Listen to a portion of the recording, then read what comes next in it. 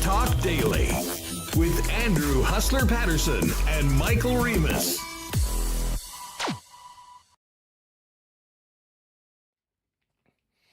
Hey, what's up, everyone? Welcome to a big Thursday edition of Winnipeg Sports Talk Daily, getting ready for Bombers Riders tomorrow in Regina. Welcome to Winnipeg Sports Talk Daily. Andrew Paterson, Michael Remis with you.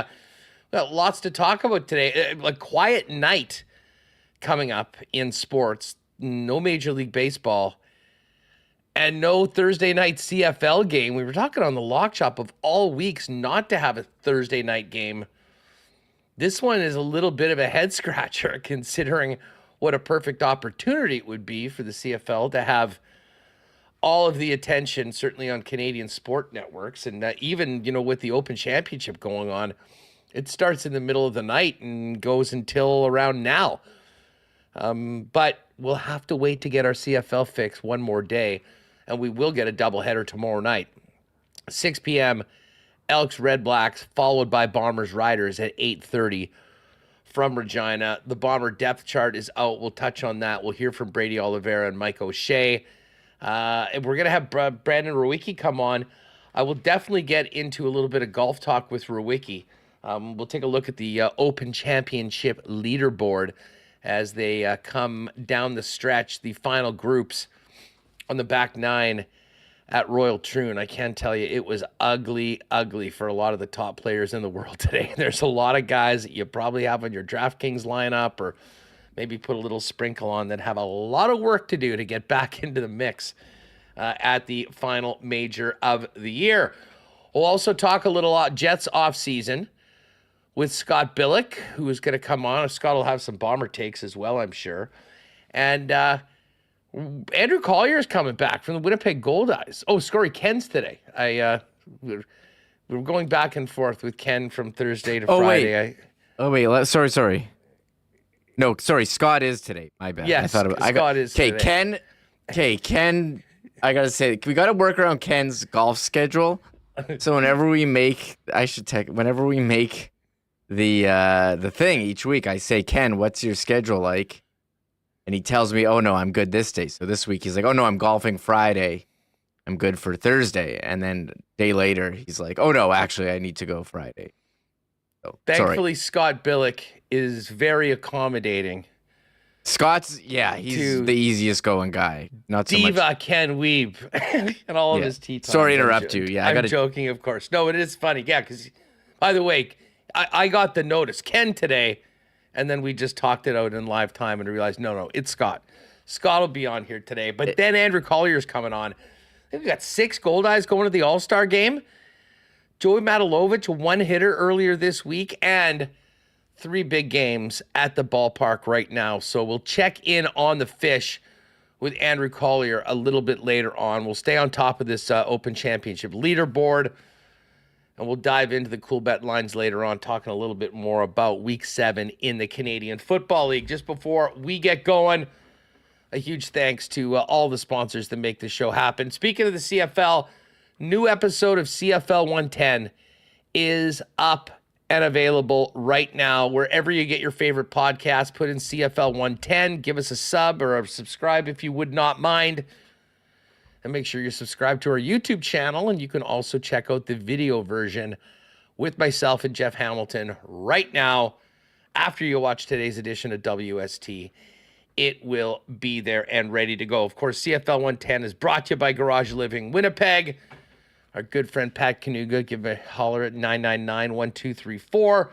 Also, Princess Auto, Coolbet Canada, Roley's Transfer, Consolidated Supply, Wallace & Wallace, Canadian Club, Manitoba Battery, F Apparel, Little Brown Jug, Boston Pizza, Royal Sports, Hoagie Boys, along with the Beer Can, and next door on Sherbrooke, the Winnipeg Goldeyes, Aikens Lake Wilderness Lodge, Boston Pizza, Assiniboia Downs, Breezy Bend.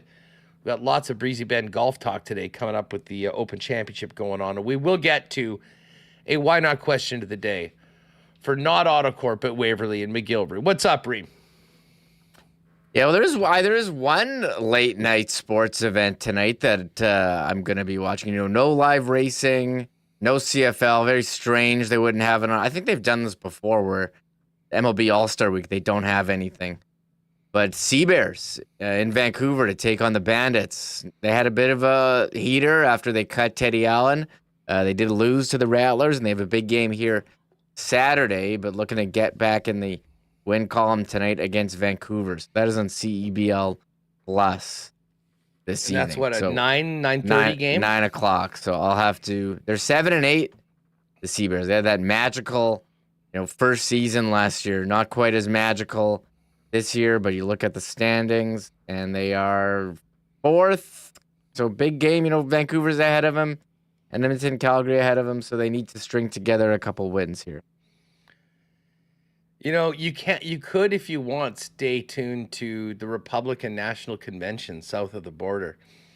When I turn on these channels, and maybe this is just being the sports nerd that I am, but like I'm flicking around last night, and I turn on CNN, and they've got, the 5 people, and it's the big panel, and I spend my time comparing them to like the Fox NFL crew and the CBS NFL pregame show, and trying to figure out, okay, who's the Terry Bradshaw of this group? Who's Krusty Boomer Esiason? Who's the Madden? I did check out a little bit tonight, and as someone said in the Lock Shop chat, if you are looking for some entertainment tonight, turn that on, because Dana White and I haven't fact checked this, but I understand Hulk Hogan also doing a speech tonight. Can you imagine having Hulk Hogan come to give you an endorsement in a legitimate democratic election in the free world? Yeah, I don't know. I guess if you're looking for sports content or sports entertainment content, that's the closest thing you will get in primetime tonight on a national network. As Major League Baseball All-Star break, traditionally a slow time in sports. Well, and listen, there is some intrigue about all that election as to whether Biden's going to be able to hang around. He got COVID, which is not ideal. And I did see him struggling down the stairs yesterday. I mean, it's quite the situation down there. And listen, coming out of the weekend with what could have been, I don't even want to think about what would have happened if that guy had succeeded, or what that would have done to just society in general down there. Seems like things have quieted down a little bit, but it's unprecedented times. And I am paying attention to the betting lines of it daily at Coolbet, as opposed to all of these polls. Nevertheless, if you want to see the Hulkster, what are the chances that he comes out to Real American, like back in the 80s, like 100%, 99%? Yeah, I've already seen memes of him like spray painting the NWO logo on stuff. I don't know. I'm sure they'll get the rights to that song. So now I'm in. I wasn't gonna tune in, Huss, but now if Hulk Hogan is in, well, now will maybe. Will he be wearing red and yellow, or will he be in the black and white of the NWO? Yeah, I don't know. Well, what a situation. What a situation is right. Listen, we're gonna get to the Bombers in just a minute.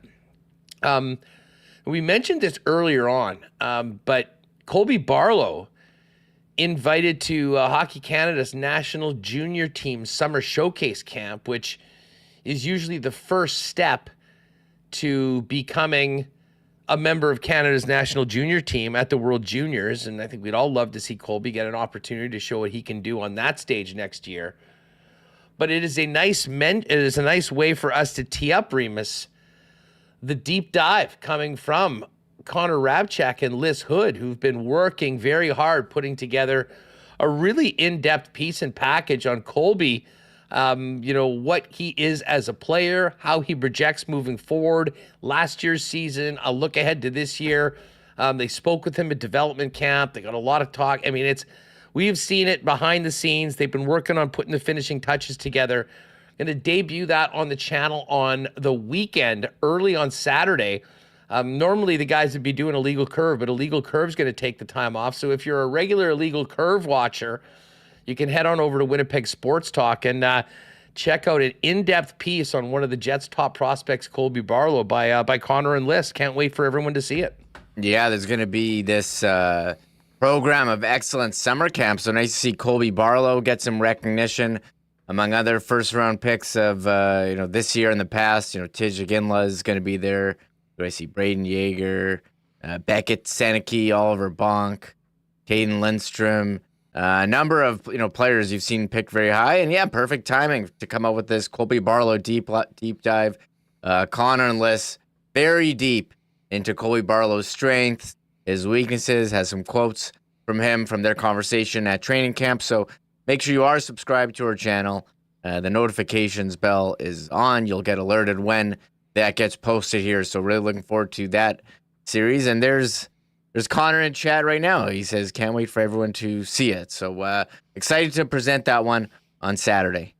Yeah, exactly. The two of them have been in the lab cooking it up, and as I said, just putting the finishing touches on it. So Saturday morning, 9 a.m. I mean, we'll set the premiere, and I'm not sure whether they'll be around, but if that's the case, maybe even we'll join you guys in the chat for everyone that wants to join live for the premiere at a time you normally be chatting with Dave and Ezzy and Drew. They're now on their summer hiatus before getting back at it at the end of August as we get closer to NHL training camps. Couple of other Jet notes, by the way, and this is something not really a hockey story, but I think a lot of people that are listening to this or watching this program deserve a little bit of a golf clap as well, because the Jets in the United Way yesterday, with Scott Arniel, who was there and had a nice little chat with Ken Wiebe. We'll talk about that tomorrow on the program. They announced yesterday the Whiteout Street Parties raised $100,000 for very important charities in our community. $25K going to Shalom Mission, $25K going to the Main Street Project, $25K going to the Bruce Oak Recovery Center, and $25K to Nedwinamak, our relative's place. Since 2019, the Whiteout Street Parties have raised $312,000 to downtown community agencies. And, listen, there was the requisite whining, complaining that you always have in anything like this from some folks when there was a $5 charge or a $10 charge. There's a lot of costs that go into putting on those sort of things. And especially when you look back to 2017-18, they kept going. They kept getting bigger. And there was significant cost to the city. But the fact that they were able to do it to help cover the costs and, most importantly, help our downtown, which is, in some pretty dire straits, it's a win-win for everyone. But for the fans that bought tickets, that got together with fellow Jet fans and cheered the team on in the playoffs, well done to everybody involved, as well as the organizers for having this vision to put it together. Obviously the team, we would have loved to have a bigger number and have had more Whiteout Street Parties. But the fact that those events, which are so much fun for so many people to be a part of, can help impact others, it really is a great program. And I think that's going to be going forward for many years, hopefully with many great playoff runs for the Jets in future seasons. Yeah, that's really cool to see the impact that those street parties have made. We gave away tickets, and we've given away a lot of tickets on this show, but I think the demand for those street party tickets was through the roof compared to other stuff. So people like to go and have a good time and raising money for a lot of great causes. So I was pleased to see that announcement from the Jets over the last couple of days. And yeah, $312,000 since 2019 when they started charging for the whiteout parties. With half of the proceeds going to charities. So well done, Jets, who had the vision and the initiative there. Yeah, and I know Kevin Donnelly from True North Sports Entertainment was down there, and Scott Arniel. I guess that for Arnie, outside of the draft and obviously his introductory press conference, in some ways sort of the first time he's front and center as the leader of the Jets. And that's another great thing about having your head coach being a Winnipeg guy and being here in the summer. I think we'd all love, and the Bombers are benefiting from that right now. Having the likes of, their coaching staff and management making Winnipeg their home year-round, as well as many players. I mean, their ability to have a bigger presence in the city in the off-season, I think, has really helped them in a number of ways. And the bottom line is, for an NHL head coach, it's about wins and losses and moving the team forward, and that's going to be Arnie's job. But it was nice to see him out there, and great to have that announcement yesterday, helping those downtown agencies and charities make a difference in our community. One other quick Jets note, Reem, and you brought this to my attention today. Kevin He, who of course was the highest drafted player of Chinese origin in NHL history in Vegas. We got a chance to interview him shortly after he was picked. Tons of views on that. And I think there's a lot of interested people in Kevin He and, his journey from China to Canada to potentially on the road to the National Hockey League. But he's going to be featured in an NHL documentary on draft picks from this year's draft. Yeah, it's premiering Sunday on Sportsnet 360, a 1-hour program following a number of draft picks.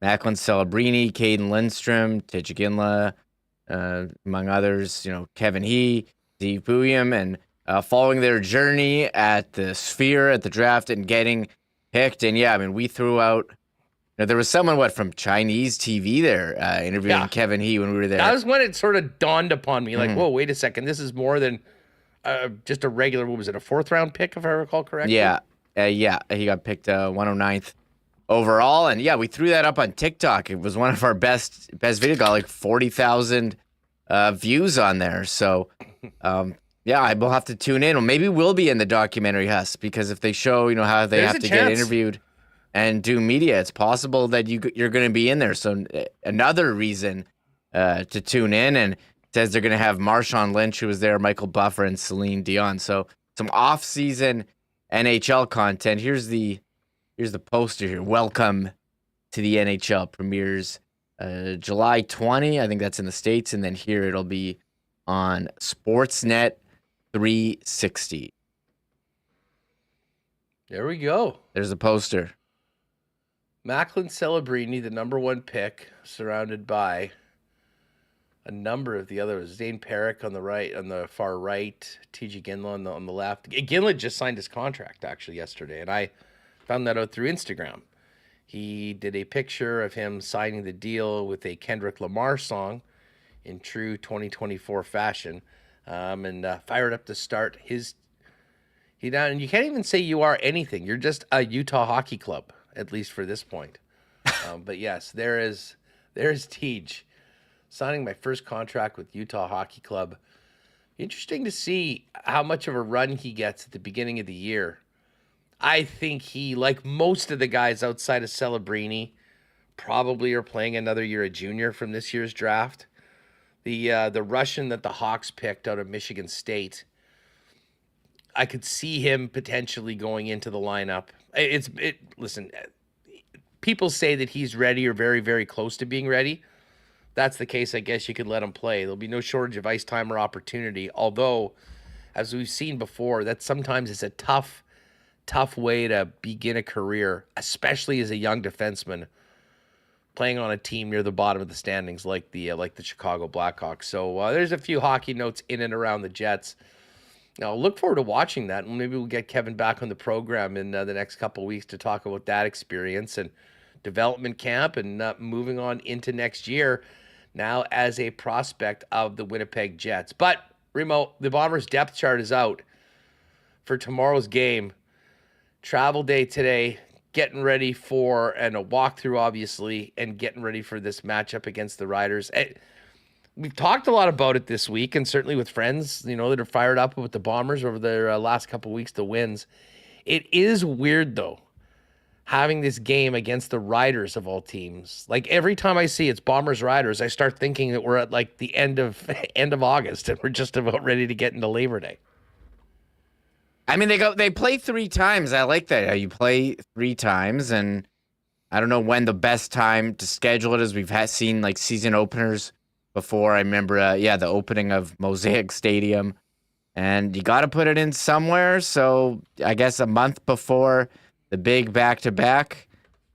Sure, I haven't really, you do look at the calendar. You're like, we were talking to some people the other day. It was like, man, July 18, where did the summer go? We just had so much rain in May and June. You couldn't really enjoy it, but it's been hot. It's been fun. And yeah, they are traveling to Regina on their way there for it's a big one, Huss. You can be one win away from 500 for the Bombers, and you win this and knock Saskatchewan down a peg as you battle, for some of those additional playoff spots, assuming BC, will hang on. And I know some friends. I know a bunch of friends and Bomber fans that are making the trip out. I'm kind of, well, not bad, but I mean, I would have loved to actually gone out there. It's always fun to go to Regina and take in the game, wearing the blue and repping the team on the road. Of course, I have the big Wrestling United event tonight, and then helping out with Super Spike on Saturday out at Maple Grove Rugby Park. Hey, Remo, were you a Down with Webster fan? No, but I remember the name. Is that who the band is at Super Spike? They're apparently doing a bit of a reunion tour. They just played the Ottawa Blues Fest a couple nights ago, and the response to this has been crazy. I think for the first time ever, they're going to be sold out in advance. The teams are sold out. That event is almost one of a kind in Canada. I mean, it started off as a fundraiser for the Canadian women's national volleyball team, and now it's a fundraiser for Volleyball Manitoba. But for so many, I mean, mostly younger people, but there's a lot of, folks that started as, 18-year-olds that still have a corporate team or whatever into their 30s.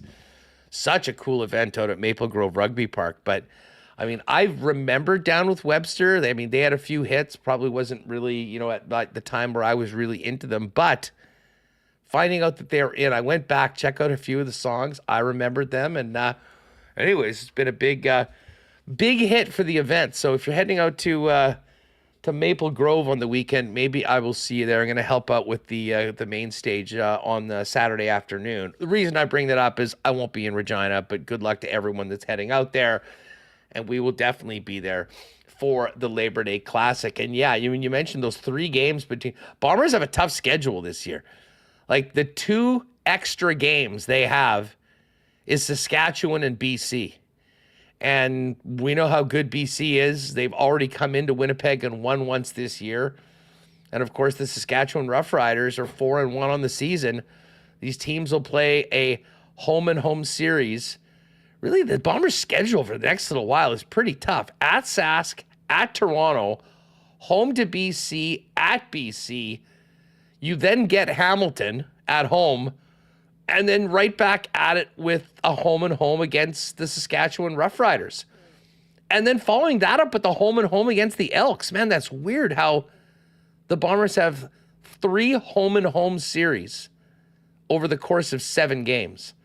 Finishing up at Hamilton, home to Toronto, and at Montreal. But, when you start off 0-4, you got to win your fair share of games. And, starting off tomorrow night, there's going to be, it's not going to be easy even without Trevor Harris. As far as the game goes, though, Remis, as we mentioned, the depth chart is released, and there are 4 roster changes. Defensive end Tylen Garbutt's back in. We've got a new returner, Cody Case. Noah Hallett into the lineup, and Tony Jones at linebacker. Out is Myron Mitchell, Michael Chris Ike, the fullback, the prior returner Chris Smith, and the other Lucky Ogbevoen. No Lucky Whitehead, so 0 for 2 when it comes to Luckies in the lineup. And some good news with Kenny Lawler running sprints right now. I know O'Shea mentioned on the coaches show that the BC games in August are a reasonable timeline for his return. But some interesting news. I mean, to me, the guy that stands out the most is this Cody Case. Don't know a lot about him. What did you say? He was from South Dakota? Yeah, he's from South Dakota. He was undrafted free agent on the Colts practice roster last year. So we'll see what he can do. They obviously don't like what they've seen from Chris Smith, and they want to give someone else. I mean, it's tough. We talked about at the beginning of the week seeing Janarian Grant do what he's been doing for Toronto, and the Bombers just haven't had that impact in the return game. So trying someone else. I've seen this Taiwan Garbutt at defensive, and a lot of Derek Taylor, Ed Tate, Darren Bombing, they're excited about him and what he can bring because the pass rush.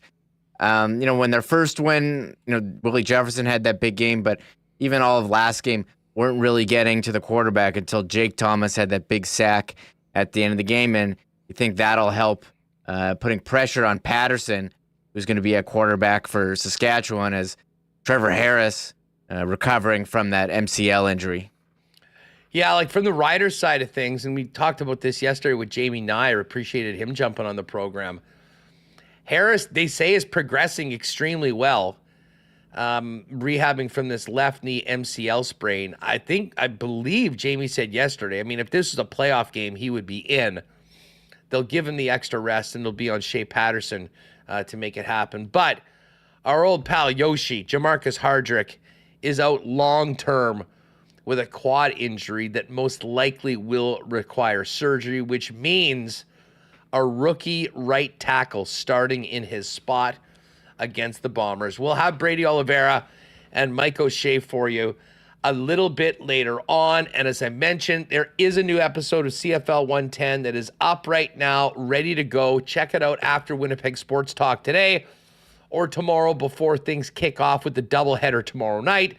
Our pal Pat Kanuga with Garage Living Winnipeg's been getting calls from WSTers. And while summer seems like it's just getting underway, he said they're booking jobs into September already. So if you want an extreme garage makeover or a minor garage makeover before winter, give Pat a call for an in-garage consultation, and we'll fill you in on what is possible, or pop down and see your spot. 204-999-1234.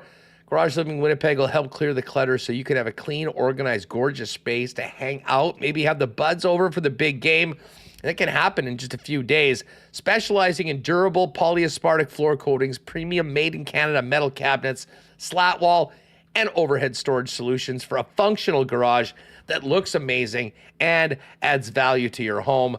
Give Pat a call for that free in-garage consultation, 204-999-1234. And whether it's a single, double, triple, or a 10-car garage mahal, Pat can come up with a design to meet the needs within your budget. Garage Living Winnipeg. Check them out online as well for all of their work. You will not be disappointed. GarageLiving.com. Garage is made for living. Shout out to the boys at Roley's Transfer. Got to see Ryan from Roley's out at Finn's on the weekend watching the big England-Spain game on Sunday afternoon. He was telling me just how well things are going with them, and they appreciate all the business they've got from Winnipeg Sports Talk listeners who have been in the market for a move. If you have a move coming up, we know how stressful it can be. Let the experts at Roley's take care of it for you. Family owned and operated for over 60 years tells you all you need to know about the consistent service that Roley's gives their customers. And listen, with their expansive logistics business, they're throughout the city and southern Manitoba on a daily basis, which means flexible timing, flexible routes, and of course, great prices. They've revamped their website. It looks phenomenal. Check it out at Roley's.com. Top right corner, you got a request a quote feature. Click on it. Let them know where you are moving, when you're moving, and what you need to move. Friendly staff at Roley's will turn it around quickly with a very, very competitive quote and get you moving without all the stress that normally comes with it. Again, for your next move, use Roley's. Request a quote today and find out more online at Roley's.com. The gang at Consolidated Supply have been pretty darn busy too. This is the time. Working with the golf business for so many years, you get ready for the beginning of the season. With the rain that we've had, they have really been busy taking care of Winnipeggers and Manitobans with irrigation systems and solutions as the leaders in that. They've also got things like artificial turf, golf carts, both new and used, as well as accessories to trick yours out, and other great options for your property, including hot tubs and amazing outdoor kitchens. They're also the leaders in small engine parts and repair. They have the full line of Crest power tools, like that incredible satellite-guided robot RTK mower. Pop by and see them at their showroom with everything they've got going on. 1395 Niagara Road East, or you can find out more online on Consolidated Supply at cte.ca. And just before we bring in Brandon Rewucki, got a beautiful week of weather coming up. I know a lot of you are going to be heading out camping, boating, getting on the water, mixing it up. Make sure you've got your batteries taken care of. And Manitoba Battery is the only place you're going to need to know when it comes to batteries for these big summer weekends and all the toys that you'll be using. They've got every battery you could possibly need. And most importantly to all of you, at the best price in town, beating the pants off the big box stores. You can pop by and see them on Logan Avenue or their new location on Dover Court in the south end of the city, or simply go to manitobabattery.com. Check out their latest specials and order online, and they will deliver those batteries to you for free with any purchase over $60. It's just that easy. Get ready for the rest of summer, make the most out of it, and be prepared for it with Manitoba Battery at manitobabattery.com. All right, let's get Brandon Rewucki in here.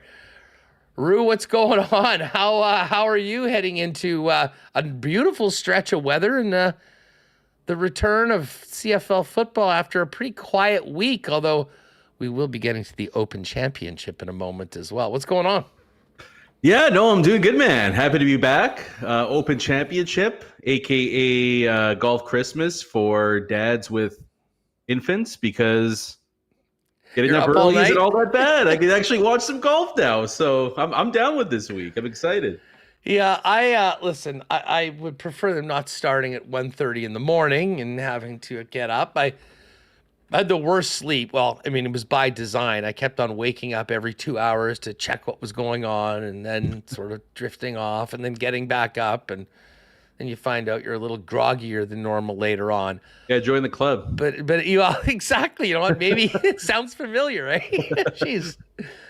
So this is what I'm missing, huh? Yeah. I'll tell you what, though. I mean, it was like I could not believe my eyes when I checked in maybe around the 5:36 a.m. today to see the likes of Rory McIlroy, Bryson DeChambeau, Tommy Fleetwood, all having really, really tough rounds. I mean, we knew that this Royal Troon course was no joke, but the weather conspired. Like, normally the guys will at least get sort of some help on the way out. It didn't seem like anything was helping today. And you combine that with the vicious pot bunkers and the gorse bushes and that was probably as stressful in 18 holes as most of these guys have had in a long time. It was more U.S. Open than this year's U.S. Open. Good point. So it's like, it finally came. It's just overseas now. That was madness. And it's a great reason why I don't gamble on the Open Championship, because it's just like there's so many levels of unpredictability with any major, but then you turn on what can happen. I mean, over the course of a couple holes out there in Scotland or in the UK, wherever it might be, there's just too much going on. And so you have all those big names that you mentioned basically out of it. And then Justin Thomas, who can barely make a cut these days, sitting atop the leaderboard, 70% of the way through the days, right? So that's why the Open is always great. And then you have it kind of littered with some European names up at the top there. I haven't checked in a while, so I don't even know. I had to head out a few hours ago. So I don't even know if anybody's made a bit of a push. I know the weather was getting pretty nasty in the late morning there, but this is why the Open's. It's just like a smidgen behind Augusta for me in terms of my favorite golf weekends of the year. Well, you nailed it. I mean, JT, and listen, JT I think did shoot 62 in the first round. Was it the Scottish Open or the week before? And then sort of faded. But at least some signs of life for him is good for his fans, because he's had a miserable sort of 18 months outside of winning the Ryder Cup. He has only been bested by two golfers. The Irish Bear, Shane Lowry, former Open. He had so much fun crushing whiskey out of that claret jug for a year. He wants it back. And it's going back to the course that he won it next year. Wouldn't that be cool if he was the guy to kind of bring it back to try and win it again? But Lowry's at 4 under through 14 right now. And you named it, a bunch of European guys sprinkled in. I've never heard of Daniel Brown. But Daniel Brown is 4 under as well through 11, a bogey-free round so far with birdies on 3, 5, and back-to-back on 10 and 11 right now. He's playing the 12th hole, and he is tied there. But really the story for me, as we talked about right off the bat, is some of these massive numbers for guys that I think we really expected. I mean, certainly, well, the Rory, I'll just ask you about Rory straight up. I mean, I thought this could go one of two ways. Either it could absolutely, make him laser focused on everything he needed to do. And sometimes those horrible, heartbreaking losses make you stronger moving forward. Or he's still got PTSD from what happened at the U.S. Open and not ready to go. And I would say it is the latter after a 7 over 78, tied for 133rd out of the 154. Yeah, I definitely, if I had to pick one, would have went towards things not going well for him. I mean, the closest I was thing on the other side. Yeah, yeah, I don't know. It was just so painful, though, right? Like it's one thing if you blow a major down the last couple of holes, or maybe DeChambeau got hot or something like that. But just the way it happened, where it was like he was literally minutes away from finally ending the drought, and then something he hadn't done in, what was it, like 400 plus consecutive putts, back-to-back holes, he does it and basically just gives the tournament away. The only really comparable I have to that is what Spieth did at Augusta at 12, when he chunked a couple into the water there. And I mean, look at his career since then. Like, it's pretty wild how in golf, guys that were formerly bulletproof at major tournaments and in key moments, all it takes is one time that can kind of unravel everything pretty quickly. And I don't know. The thing with Rory too, though, all his struggles in majors, it's always been the first round. Like, he just digs himself a massive hole and then he can't get back out of it by the time that Sunday rolls. He'll shoot 65 tomorrow. I will not take that bet, but I would not be totally surprised if we saw the typical, backdoor top 20 McIlroy at a major. So there's still hope for that. But I think for him, it might just be nice to maybe take a month or so off, and then don't even think about golf for a little bit, because I don't know how you're able to come back from something like that in such a short amount of time. Like, to me, that takes a little bit of reflection and maybe a sports psychology coach before you can go, I'll flip the switch and find a way to shoot 67 at one of the toughest majors this year. The funny thing is, he'll come back in the FedEx Cup playoffs and he'll play lights out and he'll get another check for 15 mil. And then there's no Ryder Cup this year, so Europe's not involved. We got the President's Cup here in Canada. He might literally disappear. Fortunately for Rory, he might have to just spend the whole time in marriage counseling or whatever, considering everything that's happening. It's probably not fun either. And then just come back and, do it all over again with the echoes of 11 years without winning a major, despite consistently being amongst the top handful of golfers on the planet. So Rory's at 7. Tiger right now, Tiger's at 6 over. He's playing the 16th hole right now. Henrik Stenson, who when this tournament, you will recall, was here last, had arguably the best mano-a-mano matchup we've ever seen between he and Phil. And Phil did not lose that tournament. Henrik went and won it. He was 20 under at Troon, and it was 20 and 19, and there was a gap of like 12 strokes before, and everybody else, like third place was 6. But anyways, Henrik's there at 6. But then you get to this group at 5, which is really... Sahith Theegala, guy we've really liked watching this year, is at 6. 5 over right now. Listen to these names. Akshay Bhatia, Sam Burns, Will Zalatoris, Max Homa, Tom Kim, Bryson DeChambeau, and maybe the most disappointing name in this group that we thought would be on the other side of it, Tommy Fleetwood, Mr. Links Golf, Mr. Guy that, gets it done in the DP World Tour, playing in Britain. Really disappointing start for those guys. And I was not on Bryson at all. I thought that you can't just go and overpower these courses like he does at a lot of other places. But Tommy to have a 5 over par first round, I think really disappointed, especially for the people in and around there that were kind of hoping he would be able to finally get his first major. Well, I think my most disappointing golfer of the year, Huss, he's only one stroke better than them. But I was hoping for something out of Victor Hovland this week. And he's 7-8 back. So, I mean, there's still technically a chance at this point. But, I mean, he's the way he ended last year, it was like, all right, we got Hovland versus Scheffler for the next half decade at the very least. And he's been a complete no-show. I mean, as far as the Euros go, Matty Fitzpatrick might not be a bad bet. He's only a couple back. And obviously, he's been in and around links golf his entire life there. Expect Fitzpatrick to have a great year, a great tournament, maybe win it, because I have bet him almost every week all year long. I said, I'm done with you. And that's the way it's happening right now. The other, you mentioned Victor Hovland. I mean, kind of the next Hovland is Ludwig Åberg. And Åberg had 3 great rounds at the Scottish, faltered in round 4. Bobby Mack won it last week. He's right beside him at 4 over as well. But the thing about this tournament is, like, let's say it finishes at 4 under. Like, nobody is out of it right now. It's not all like about the people draw are tomorrow posting, too, right? Like with the weather and stuff. So John Rahm 2 over. Rahm, I couldn't believe they're hanging out at 28-1 on Rahm. And last year, I think he was 7-1 to win this. But there is a mystery about these live guys. Like Cam Smith's another guy.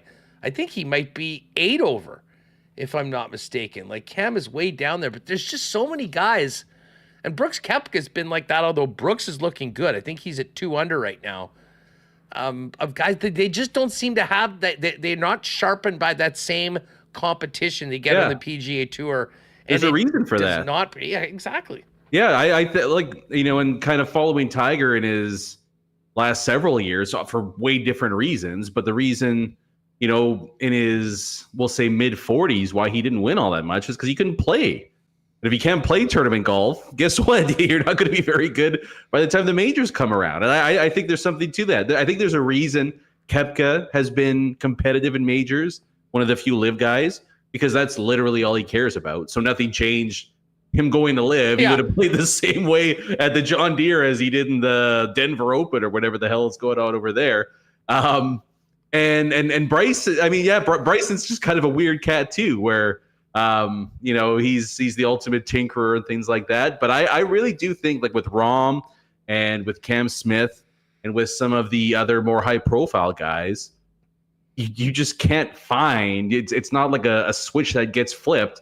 Oh, I'm playing 4 rounds in the most competitive golf on the planet now. I'll figure it out here. Like I really think it is a detriment to their game. And I think John Rahm has made it very clear as well, Huss, that if he could do it all over again, I don't know if he'd be taking the big payday, because as far as his golf game goes, it's cratered it when he's come to play outside of these live events. Exactly.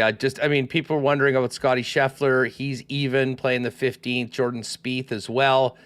Canadians, Corey Connors, who I like this week. He was 80-1. He's at even par. Shout out to Tony Finau, right there, even par, where we need him to be. But Mac Hughes, 1 under through 12, made a couple really nice putts. You mentioned Matty Fitz. He's at 1 under as well. And then Brooks finished at 1 under, along with Adam Scott, who was second in the Scottish last week. So nice little roundup. Xander Schauffele's 2 under. He's playing the 18th right now. Justin Rose. He's returned. He's T4 at 2 under. And then Noren, and then the 2 guys at the top right now, Shane Lowry and some guy named Daniel Brown. We'll see whether we're still talking about him tomorrow. Brandon, I want to ask you quickly about we've there's been a lot going on this week when it comes to the Jets. We did get the Ville contract, 2 years at $800, less than his qualifying offer was. What, other than it seems to be very affordable for the next 2 years for the Winnipeg Jets. I mean, any takeaways from Ville signing a 2-year deal at an AAV of $800? Yeah, nothing really. I mean, I guess maybe you might have thought he'd go a 1-year route. You wonder a little bit from his side of things. Is he thinking a little more along the lines of what would make me a little more attractive to other teams if I'm not getting the playing time that I want in Winnipeg? So maybe his camp feels like 2 years at a cheap number is maybe the best way for him to go to get NHL playing time, whether it's in Winnipeg or somewhere else. But I don't know. I look at the Jets decor right now, Huss, and I think you feel really good about the top pair with Morrissey and DeMello. I think you do feel really good about this team's third pair in Ville Heinola and Colin Miller. I think that's how it's going to play out to start training camp. I think Ville's going to be, quote unquote, given the inside track to be this team's sixth defenseman. And let's face it, he earned it last year with a better defense core in Winnipeg. Like, he was going to be one of the top six to start the season. So I think that he's going to be the guy that starts there. And as far as expectations go, Huss, if he ends up making the team, which, like, by God, just give the kid a break, a lucky break, and have everything go his way for once. You know, I think best case scenario for Ville Heinola this season and the Winnipeg Jets is that he could basically be Winnipeg's version of an Eric Gustafsson.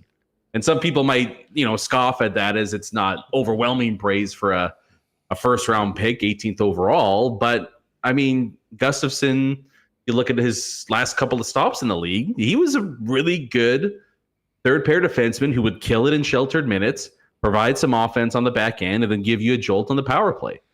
I think there's a lot of value in that for Ville Heinola in what will shockingly be his first full NHL season this year.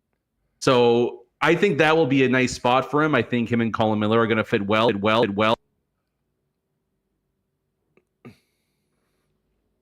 What happened there?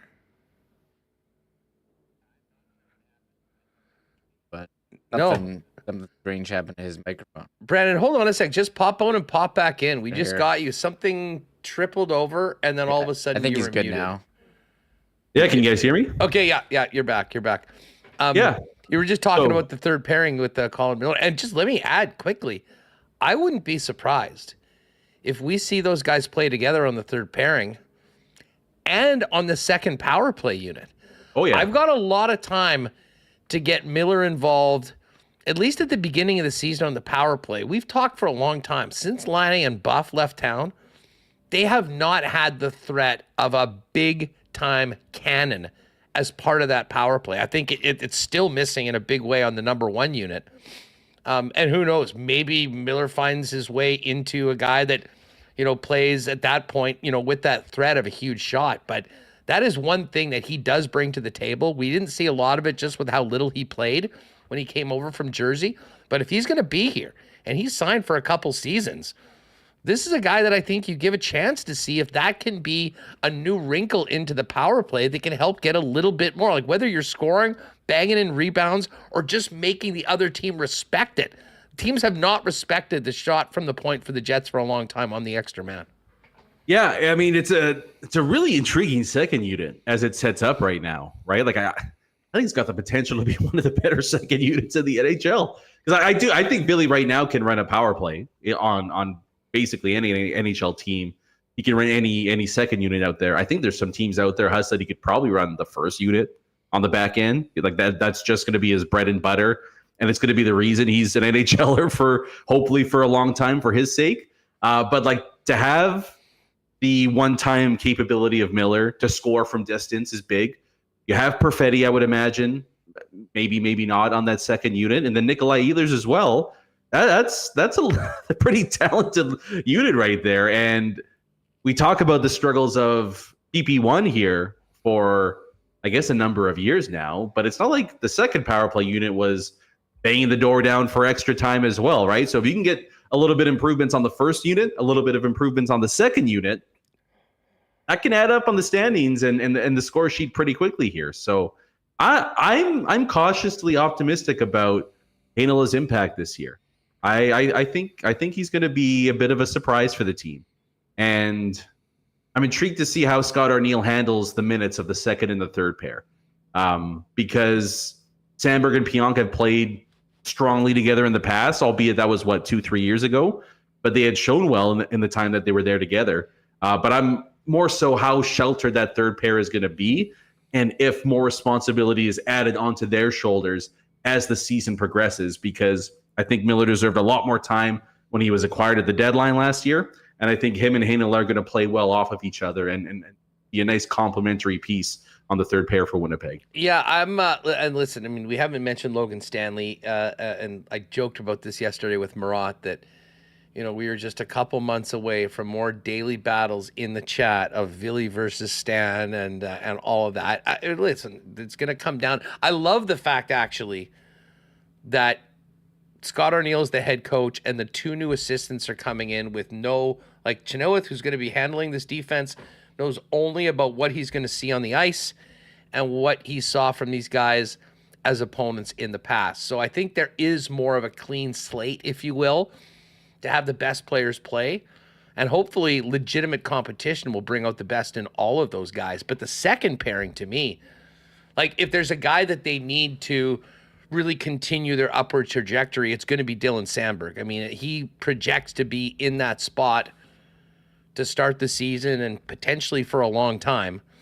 That's a different role than he will have been in before and comes with, added pressure. And, I would say just the workload on him will be, they'll need him to continue moving forward. And then Pionk, and listen, I know there's tons of people that have been wanting to run Pionk out of town for a while. He's got 1 year left on his deal. The last time he was in a contract year, he certainly stepped up and had his best season, and that's part of the reason why he's got the contract that he's finishing up right now.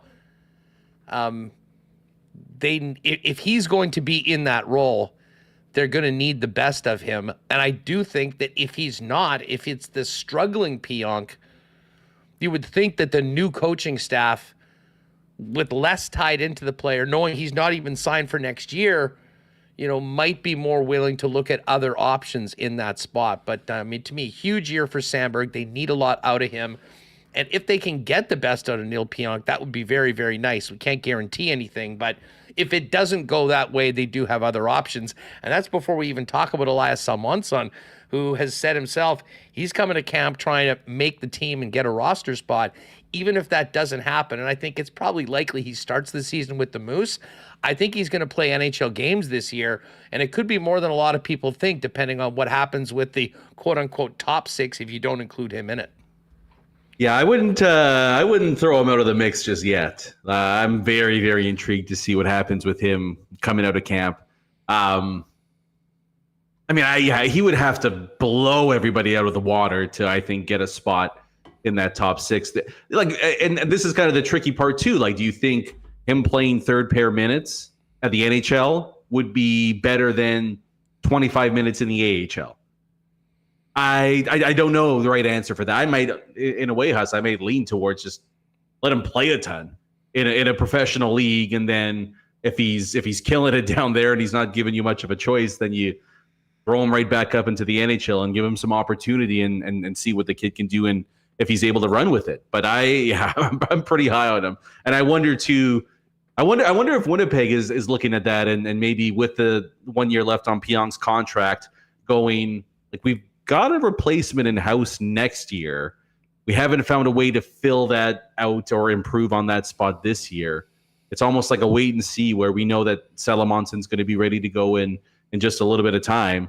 And there's no doubt about it too that he adds a dimension that this team is a little bit light on the back end, and that would be size and physicality, sometimes reckless physicality, as he's had a couple of international suspensions the last year or so.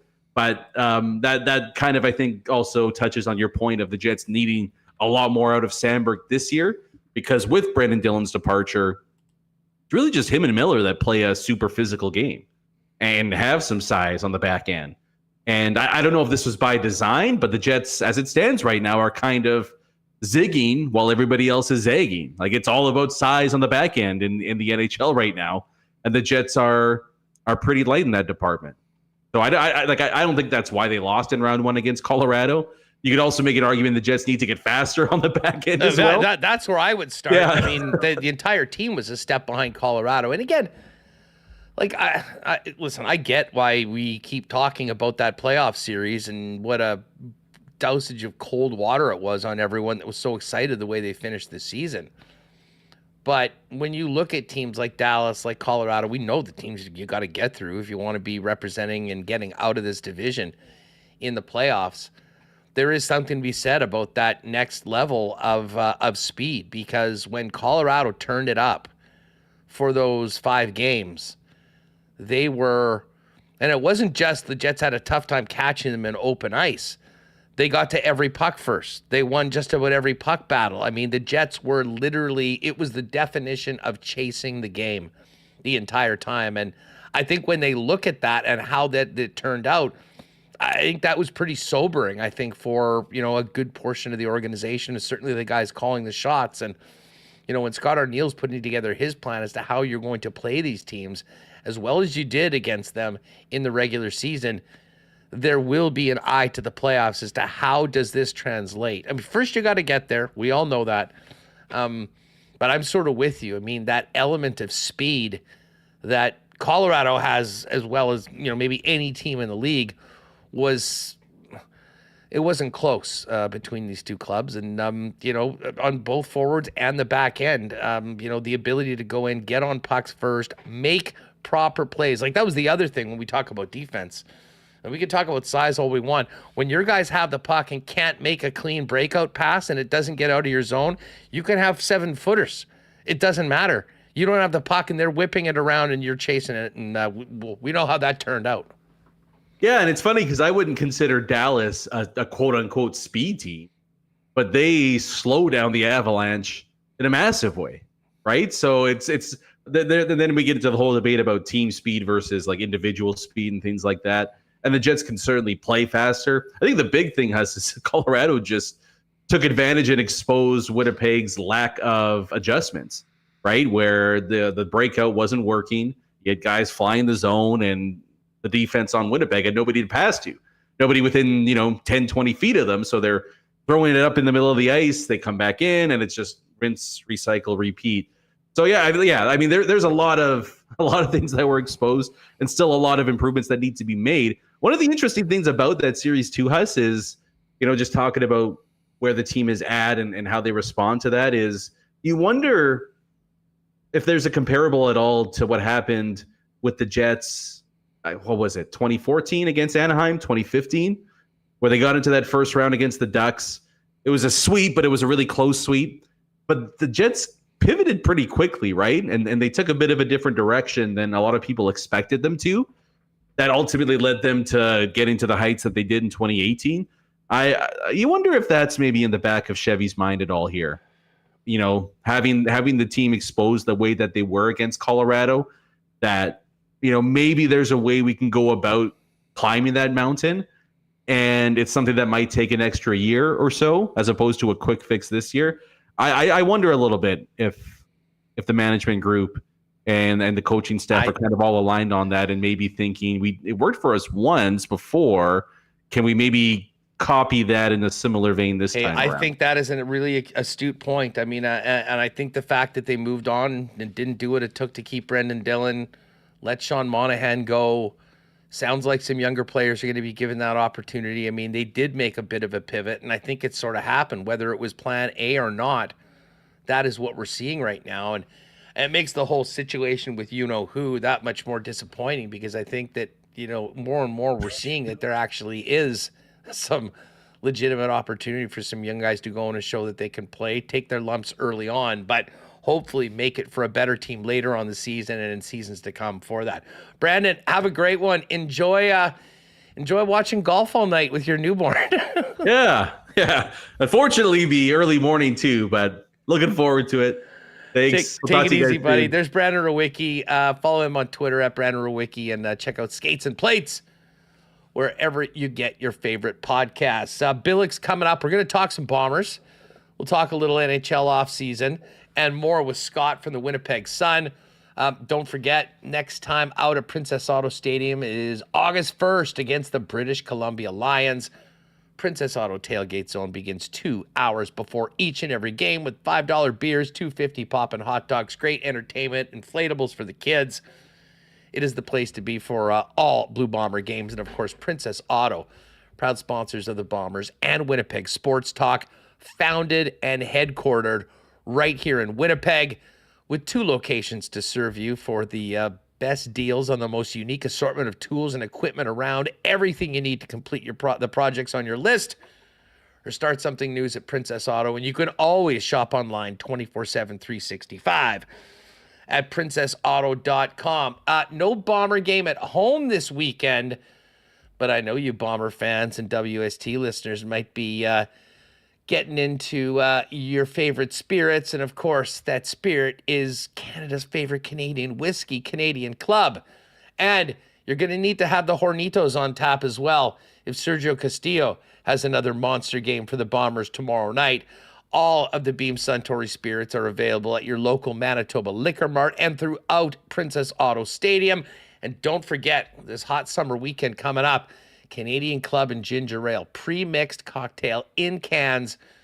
Those are available at your local beer vendor. Pick it up today, heading into the weekend. Tell you what, be much better off enjoying these 30-plus temperatures by a pool or a beach as opposed to building a fence. But if you do need to build a fence, let the experts at Wallace & Wallace take care of it. They've been the fencing and overhead door specialists in Winnipeg since 1946. If you need the security and protection of a new fence, or if winter did a number on your old one, give them a call for vinyl, ornamental, welded wire, chain link, or wood fences. And hey, if you need to replace your garage door, they've also got Winnipeg's largest selection of overhead garage doors. Give them a buzz at 452-2700. The Wallace & Wallace team will arrange a time to come out and give you a free estimate. You can also visit them at wallacefences.com or pop down to their showroom on Lawson Crescent off of Kenaston. And just as we bring in Scott, a shout out to the fellas down at F Apparel. If you're looking into the closet, guys, and realize you need to up your menswear game, get down to F at 190 Smith Street. Custom suits beginning at $400, along with chinos, golf pants, custom shirts, both tucked and untucked styles, and the biggest and best selection of menswear accessories in town. 15% discount for wedding parties. So if you're getting married or in a wedding party, make sure to talk to the guys at F about taking advantage of that deal. They are at 190 Smith Street, right downtown, and you can make an appointment for a fitting or find out more online at F. That's EPHapparel.com. All right, let's bring in Scott Billeck from the Winnipeg Sun. Scott, what's going on? How are you? Man. Yeah, just another summer day. Dealing with a little water leakage today, but yeah, all good. Well, have you been paying attention to any of this golf today? Seeing these guys getting massacred in these pot bunkers, and these Open Championship courses are so cool. Like, I've never been over there, but man, I would love to go. And I mean, I'd probably be questioning my sanity when I hit into all of those things. Yeah. But it's just such a unique game compared to everything that we see in North America. I've always wanted to hit out of one just to test my like I mean, you know, Ken Wiebe or Mike McIntyre can attest to it. My sand game is pretty good often because you're in there quite often. Lots of practice. But you know, I can rescue myself pretty good out of a bunker. But those bunkers, like that, it's a totally different thing. Like, you got pros that are just, you know, we've seen highlights over the years of guys just one time off the like the front embankment, and another. And guys' tournaments just got flushed down the toilet. So it's a lot of fun. I love the British Open. It's one of my favorite tournaments of the year because it's just, everything is insanity, right? Like, the weather's usually insane, the wind's usually insane. The courses are ridiculous. No courses have fescue like those courses have fescue. It's I would love to golf on one of those because I want to know how badly I can be at the game of golf. I enjoy it. I wish there was more tournaments over in sort of like the Britain, Scotland, you know, there during the year. I know it's difficult, right? You know who doesn't wish that? The guys on the PGA Tour. Well, I know. But it just like it's such a different test of people's games, right? You got to be accurate, so it really tests your accuracy.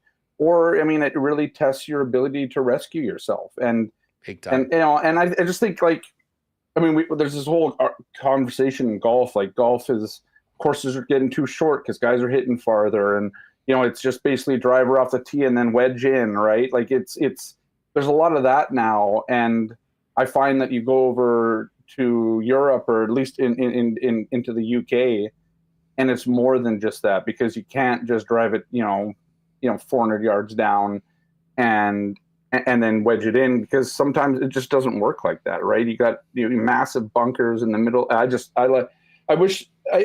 Golf probably eventually needs to get reimagined over. This is a longer conversation for a different day. And courses just got to get reimagined and lengthened a bit. I think I saw there's a hole in Korea that's like 900-yard par 7 or something like that.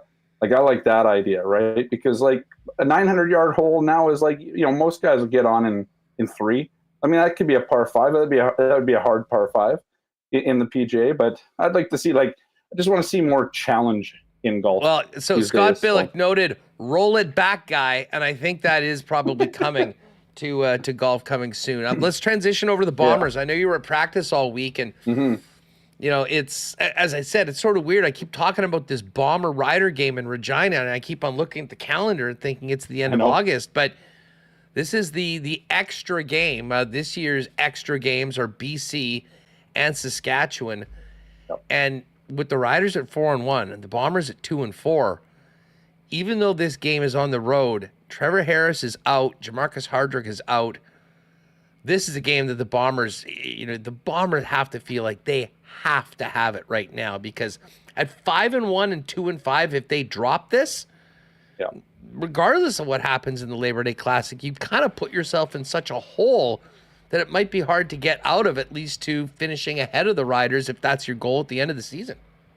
Yeah, exactly. And I talked to it's not even being viewed as like this great opportunity because you said Harris is out, Jamarcus Hardrick's out.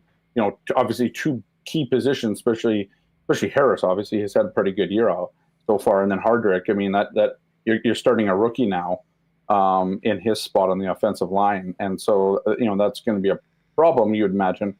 But the Bombers this week, and I talked to Nick Dembski yesterday. I mean, they're talking about this is a chance to make a statement, right? They started off 0-4, tough start, but the last couple of weeks they've really got it going. And if you just base it on last week, 41 points, they finally really got the offense going, and they could go shot for shot with another team and come out on top, which they did. So yeah, I mean, there's so much at stake here for this game, right? Like, you want to get usually. I mean, if we look historically, it's usually a split between the Labor Day and the Banjo Bowl, right? So this one could settle the season series, right? As well, which is good. And you look at it, you say the Bombers are 3-4 after this week. I mean, they have BC in a couple weeks, but we're talking to Derek Taylor yesterday, the voice of the Bombers for the Superstation, and just talking about this could mean a lot, this win, because I think as the start of the season you're like, okay, well, maybe they can finish 3rd. A win tomorrow, and you're starting to think about 2nd for this team. And who knows, right? I mean, BC's 5-1. They look really good. We obviously we've both seen them when they were here, and everybody else watching this knew what they can do when the Bombers got thrashed by them. But at the same time, it's a good chance for the Bombers to take what they've learned in these last couple weeks, and they have, because you can see the progression on this team. You can see the progression on the defense. You can certainly see the progression on offense. Finding Ontario Wilson like they did, it opened up Nick Dembski, and Nick Dembski had his best game of the season. It obviously keeps the running game open, right? Like we saw a real good glimpse of what this offense can do. You put together the defense that has a bit of a better game. 37 points wasn't their best game. But they had some takeaways, right, too. I mean, this is another week where the Bombers were doing takeaways. So it's a good game. It's a big game, and I think the Bombers. It's a game that, I agree with you. I think the Bombers should win it, just given what it is. But take nothing away. Saskatchewan's defense is very good this season. Very, very, very good. And that's the thing that they're going to have to do, because Zach, I mean, even though he had a really good game last week, he was 2-2 on the TD to interception ratio. So they got to minimize some of those mistakes on offense, because Saskatchewan's very good at minimizing offense altogether. But just on that, and as I said, I mean, we could have literally talked for an hour about last Friday's game every day this week. I mean, there were so many crazy things that happened in the game. Yeah. But, we focused on Pokey Wilson getting the 200 yards, the great touchdown, the 13 catches, and that amazing drive after what could be a season-saving challenge by O'Shea before punting, on that final drive. Yep. But there were moments where the offense didn't look great. I mean, the first pick by Zach was tipped. So I won't really hold that on him. But, he did throw into double coverage in the end zone, I believe in the third quarter, that got taken back. But on the defensive side, like the defense like Dietrich Nichols was the perfect example of a guy that had real highs and real lows. I mean, forced a fumble in the first half, had a pick six, also got burned a couple times for some big plays. Like there still is room for this defense to get better. And this is that opportunity going up against a backup quarterback now with a rookie tackle making his first start. Like to me, the defense has been more consistent than the offense has been all year long. And, we've talked about that first month with Zach Collaros.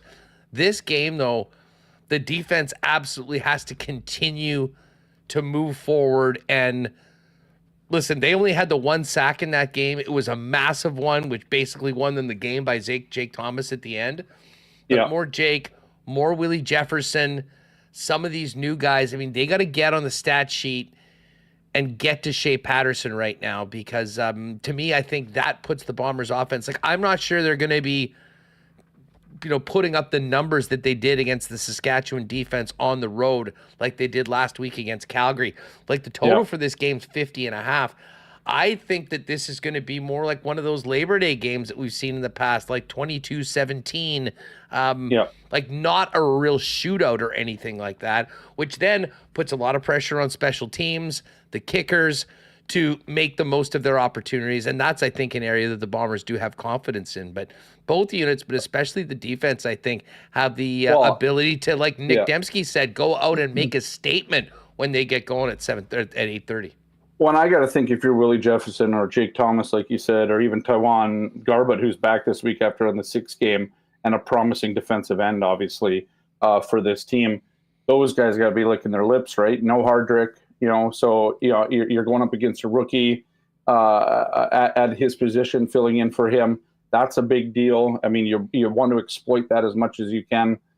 I expect this team to probably blitz a little bit more than they have and be more successful with it. I mean, I think that's one thing with this defensive line. It's been okay, but they haven't really broken through the same way and they've had a lot of injuries. I mean, don't get me wrong. It's not really a criticism of it. I mean, you've been working through guys on this defensive line seemingly all season now. So we'll see what happens with Garbutt coming in. But if you're Willie Jefferson, you got to be, this could be a big game for Willie, and Willie loves to play well in Saskatchewan too. So I think, I'm looking forward to seeing if the Bombers can really kind of put a big game together, because I still think there's doubts, right? I mean, they won the first game they won strictly on the ground. Their defense was really good. Last game was much better in terms of offense, but the defense wasn't as good. And the offense, made their mistakes. I think you can make a big statement against a 4-1 team here. Even, they're missing guys. But, this team is really kind of gone with the feelings that they've got. They got that winning feeling back a couple of weeks ago. It really helped them last week, right? Going up against, going up against the Stamps. So, we'll see. We'll see how it Collaros goes. is at the start of that, too. Like, I think that He game... is. 100%. I mean, it's funny that we talk about this guy who has, the rings and the MOPs. He had to have that game last week. And and he said that earlier this week, Huss, right? Like, I mean, he didn't say as much that he needed to have the game, but he said to me, because I asked him about it, he's like, it's not an unfair question to question me, basically, is what he's saying. Because, he needed to – Zach will never say it, but you got to think at some point Zach's like, okay, I'm 34 – been a tough start of the year. Has Father Time is it knocking on my shoulder, but last week showed it wasn't. I mean, I think you saw obviously a couple of the mistakes. On the Ontario Wilson touchdown was a tremendous catch. But he showed just a lot more poise and his accuracy was better. I mean, obviously he tossed it into double coverage there. You mentioned the tipped one. Well, and he finally found that's another receiver that he trusted to throw the ball to, Right, because and the I new think guys that's- were not getting balls before that point. Right, and that's the thing, right? So they started doing that. You don't have Schoen anymore. You don't have Kenny Lawler, so you don't really know where you can go. But they found with Ontario Wilson, he can be the deep threat, and it worked to perfection. You look at the 45-yard catch that led to the game-winning touchdown. It wasn't even that; it was just a good play, nice throw, all that. And then I showed poise on the touchdown throw to Dembski, and then he showed poise again on the 2-point conversion. So I thought Zach returned to Zach, and everybody on that team, and of course they're all going to say it. But the word was vintage, right? Classic, vintage and classic Zach Collaros last week. Clean up a couple of the mistakes, but it feels like Zach's starting to get more comfortable with the receiving core that he has now. And a lot of these guys, even Dembski talked about it, because Dembski had a slow start of the year. He obviously missed training camp, but he said it's difficult, right? You're playing with a lot of different guys. It's not the same. You're being asked to do different things because just the way that it's gone, with especially with Schoen and Lawler out. But it feels like, and same with like the offensive line, it feels like that got better. That's getting better, and that was a big problem for this team. It's still a bit of a problem, but it was a really big problem early on where they couldn't even run the ball, and Zach couldn't keep himself off the ground. So, I think just some chemistry, some continuity over the last couple of weeks has really helped this team. And yeah, we'll see what it looks like. It's a big test tomorrow, even with a backup quarterback and an O-line that took a big, the Bombers have seen this year what happens when you don't have Jamarcus Hardrick on the team. It leaves a big hole, and it's going to do the exact same thing for Saskatchewan. Well, and listen, just to finish up the Bomber talk, I mean, that we haven't mentioned that I think was a huge part of Zach Collaros' breakout game last week, and it absolutely was a big part of their first win without Zach, is the Bomber offensive line stepping up and being much better than they were early on. And I know Mike O'Shea said that, Patty Neufeld kind of started at a deficit. Even more important for Pat to be at the top of his game, considering the guys that they lost. The physicality of the O-line, and the best example of that was the way they were able to move the pile when Calgary knew exactly what was coming at the end of the game, when they had to get the Bombers off the field. And it was essentially try and stop us, and they didn't. And Oliveira's rolling right now, back-to-back 100-plus games. He's looking like the Brady Oliveira that was the MOP in the West last year. And this is the answer against Saskatchewan's defense, right? Because you can demoralize a team with that physicality, and especially with just Brady just pounding it. Like I would love to be in there. I don't want to feel what it feels like to get drilled by Brady Oliveira coming through the hole when he hits a hole like that. But I just love to know, like, over the course, I'd love to be in the head of a defensive line and feel what they have to feel when he's just doing that over and over and over again. And then when Chris Strevler comes in on short yardage, and then he does it too, right? Because there's no let up on that physicality when they put it on the ground. And and I think it's a huge boon for this team to finally get their offensive line going.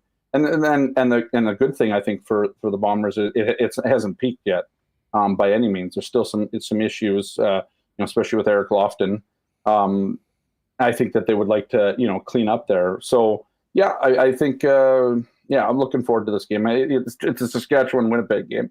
It's always going to be good. And this is the one thing about these games too. No matter in the history, we'll always suggest this. In years gone by, whether Bombers were bad or Saskatchewan was bad, these games, like, it's the great equalizer, right? Like, these two teams, it doesn't matter who's better than who.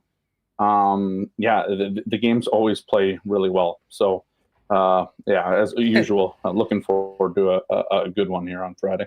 Hey, Billeck, before we go, this is a non-sports question, but you're a perfect guy to ask it. Yesterday on my feed, I saw all sorts, and I should have known this in advance, being a big proponent and supporter of this item. It was National Hot Dog Day. And there were all sorts of takes on hot dogs and whatnot. Yeah, we're not going to get to the ketchup on the hot dog. We know where we all stand. I can accept the ketchup, I just like to ask you. But my question is for you: if you had a big hankering for like, oh my God, I really want a good hot dog right now in Winnipeg, where would you go? Where would your natural first spot be to go? You know what? I'm going to rip over to this place and grab a dog. Like, it's got to be ready, or I can go buy it and bring it home for myself and then grill it. I mean, I was thinking more going to somewhere like a spot and get it. But I mean, if you have listen, the Winkler meats dogs that do the Goldeyes dog, the Bomber dog, the Jet dog. I mean, those are amazing. Like, those are like, and I really like those. I mean, everybody's just going to call me fat, but you know, I like the Winkler ones, right? Like, I even buy, awesome. I buy the Winkler ones to cook myself, right? Yeah, I would either do that or I'd go to a cart. Like, there's something about like a hot dog cart on the street that always just tastes good, right? I don't know what they make it with. Like, this is when I was in New York a few years ago, I got one on the street there, and like, it was at the time I felt it was the best hot dog I've ever eaten. If I had to do it again, probably not. But every time you get some street meat, usually tastes pretty good. So I'd probably find a hot dog cart on the road, get myself either a hot dog or a smoky or something like that. This is there's a feeling with it, right? A unique why not question of the day today, folks. But in honor of yesterday's National Hot Dog Day, where not making it yourself, but if you're going out and you just had a real craving for a good hot dog, where is the spot? I had that. I bring this up last night. Where's your spot? Well, it's one of two places.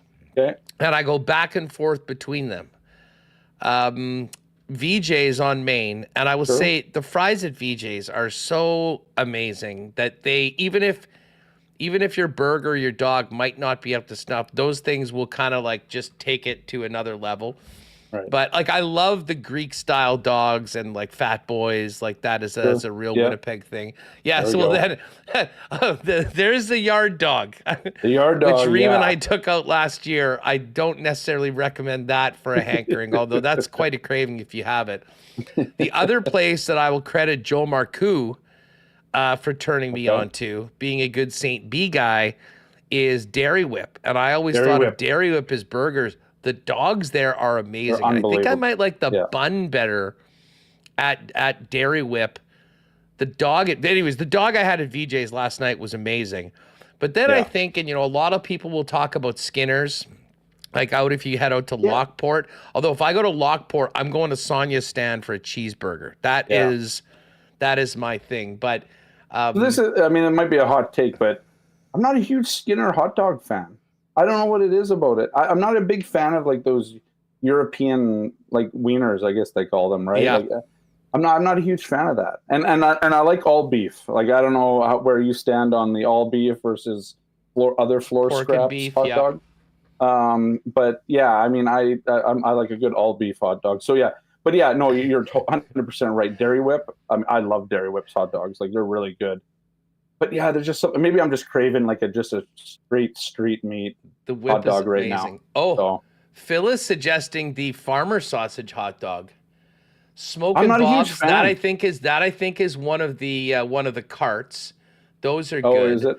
XX Revolution Costco dog. We'll ask Remis about that. I haven't been to Costco in 15 years, so I don't. That's those not Costco glizzies, man. You get what you pay for. I'll say that. And then Tony D just love the glizzy talk today on the problem. Yeah, there we Red go. River says the cart in front of the law courts is great. Renee Dandino is going with Mrs. Mike's, another one.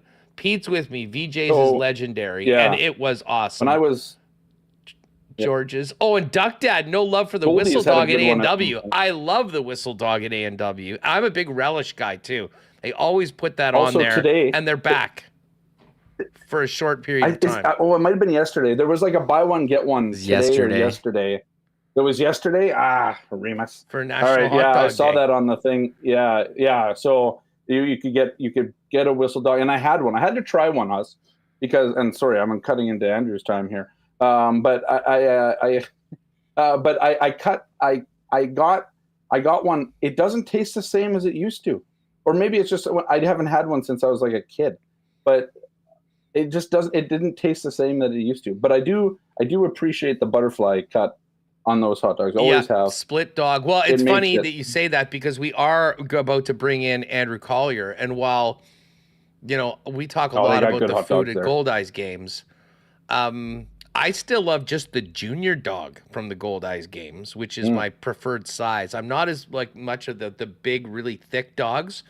Yeah. But speaking of split with a bunch of great stuff on it, you got to go all the way down the first base line.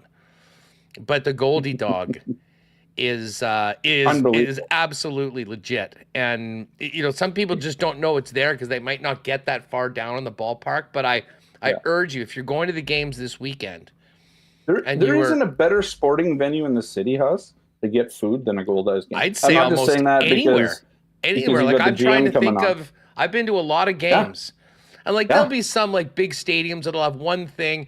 But I mean, you're talking about multiple levels that you have to get through. I mean, you do a lap of Blue Cross Park, and get that debit card ready, you're going to be in very good shape. Listen, Billeck, always great chatting with you, buddy. We appreciate it, and have a good one. Text me next time you have a really good hot dog. We'll add it to the list. Probably. Exactly. Again, I'm loving the feedback in the chat. Our why not question of the day for not Autocorp at Waverly and McGillivray. # non-sports question, although somewhat sports adjacent. Your favorite dog in the city, let us know. And the Goldie dog might be a very good suggestion. We're going to talk to Andrew Collier. We got a bunch of all-stars from the Fish. We got another huge performance by, we're going to talk about just where Joey Matalowicz's season ranks amongst the best pitching ever for the Goldeyes in a year. And the team is back. And I'll tell you what, one great place to enjoy our favorite local beer, Little Brown Jug, in 1919, or maybe the best one for the summer is the generic lager, is of course the ballpark. But you can also get them down at Little Brown Jug in the Exchange. Beautiful patio, and we are in big time patio weather right now. If you haven't been there before, head on down there. You can try all the great beers that Little Brown Jug has to offer at their beautiful patio. And of course, getting ready for a great weekend. If you're heading out of town, stop by LBJ, your local liquor marts, or your vendor for the great taste of Little Brown Jug. Make it a generic weekend with Little Brown Jug Generic.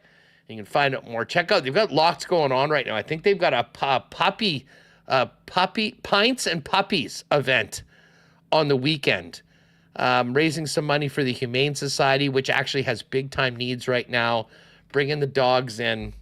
So go to Little Brown Jug Brewing on Instagram for details on that. Another great spot to have a Little Brown Jug will be the beer can this weekend. I mean, when you're pushing 30 degrees in town, there is no better place to be than the nicest, most beautiful outdoor beer garden in town with all the best local beers in Winnipeg, as well as some other great, frozen drinks available, and the amazing food from the Cosmos boys, including that awesome Golden Gal burger, chips and queso, and more. The beer can, 1 Granite Way, that will be rocking this weekend. Open noon to 12 every day. If it ever does start to rain, you can head on over and get some of the Cosmos guys' food over at Next Door in the heart of Wolseley at 116 Sherbrooke. And if you're heading out to the beach, maybe hit Hoagie Boys on your way out and grab a couple Big Boss sandwiches to take care of you for a great day at the beach. Royal Sports, another great spot to head out before the weekend. If you've tried disc golfing, they've got great disc golf stuff, soccer, baseball, softball, everything to keep you occupied. They've also got amazing bikes, running, tennis, and the best selection of licensed merchandise around, including Jets, Bombers, new NFL gear coming in by the day for the upcoming season, and of course, international soccer and lots of Canada gear, which will come in very handy as we get ready for the Olympics, which we begin next week in Paris. Head on down to Royal, 750 Pembina Highway, and follow them on Instagram as well, at Royal Sports Pembina, for the latest merchandise drops and sale information. And we do have to wait one more day for CFL action this week. Tomorrow night, CFL doubleheader. And if you're looking for a great spot to watch the Bombers at 8:30, make it your local Boston Pizza. The game will be on the big screen. They'll have sound. and they'll have ice cold schooners, world famous BP wings, gourmet pizzas, and more. No better place to get together with the gang for the big game than your local BP. And if you're staying at home, you can always order online at bostonpizza.com. All right, let's welcome in our pal Andrew Collier from the upstart Winnipeg Goldeyes, looking to complete a sweep, heading home tonight in Sioux City. Cashman, what's going on? How are you? Hey, I'm good. How are you?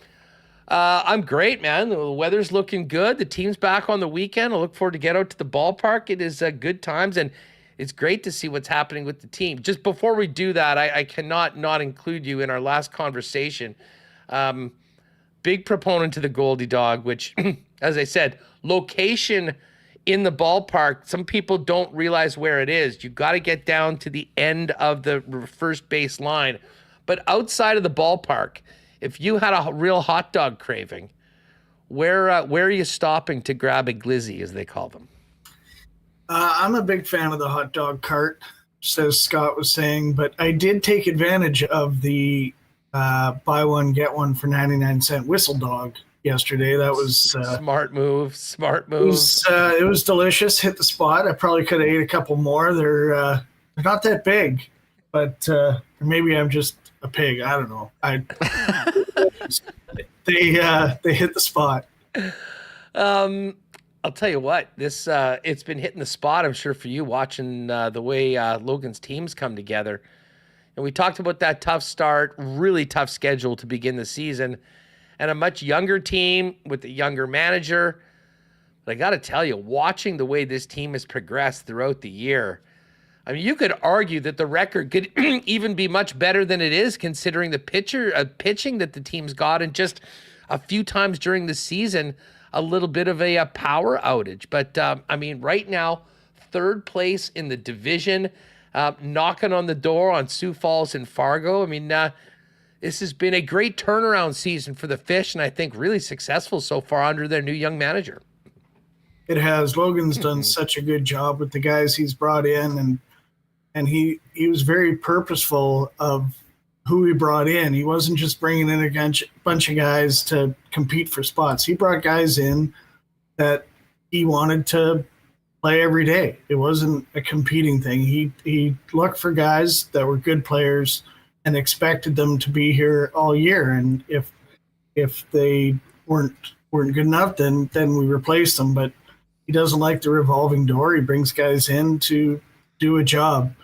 But you talked about the pitching. I was looking at our numbers before we went on, and knock on wood, but our pitching staff, like right now, the ERA is 3.64. It's about a half a run or more better than the next place team. Our strikeouts to walks, like 139 walks to 494 strikeouts. That's absurd. They're like video game numbers. And what's hilarious is, and I'll talk more about the pitching, but our new pitching coach this year, Mark Brewer, if you ever get a chance to talk to him, he's a great guy. He's been around at every level of baseball, AA, AAA, single A, major leagues, Mexico. His email address is walksarbad@ whatever it is. when he sent me that, I just laughed. But you know what? He's walking the walk, so to speak. The numbers, just a few of it, like Matulovic is having an incredible year with his numbers: 85 strikeouts, 14 walks. Travis Seabrook, 53 strikeouts, 19 walks. Landon Barassa, who should also be on the All-Star game, but that's a topic for another day, 66 strikeouts, 11 walks. It's crazy what these guys are doing, and Mark is doing a great job making sure they're throwing strikes, throwing first pitch strikes, and staying competitive and trusting their defense. Well, I wanted to bring up Joey Matulovic first and foremost. And the first game I was at this year, he was on the bump and was absolutely dealing. And, you know, he was on the team last year, but didn't have, I mean, listen, he was solid. I mean, the 5-9 record, I think, also sort of spoke to where the team was at last year. You know, he had a 3.7 ERA, But dude, I mean, he's 7-2 this year, a 2.30 ERA. You mentioned that strike to walkout ratio. He's striking out more than a player an inning. And then had the one hitter earlier this week. Like right now, and again, I don't want to jinx the guy or anything like that, but I mean, I would have to imagine that the season that Joey's putting up right now for the Winnipeg Goldeyes is up there with the best seasons a pitcher's ever had as a starter with Winnipeg. He's certainly up there. I'd have to go back and look at numbers for Rick Forney. He had some great years. Bobby Madrich back in 2002, he had a spectacular year. Nick Hernandez, who won Pitcher of the Year, Ace Walker, all great pitchers, but it's I think the starters are doing so well because they know they have the bullpen behind them that they feel as though if they can keep the guys in the game, the bullpen's going to come in.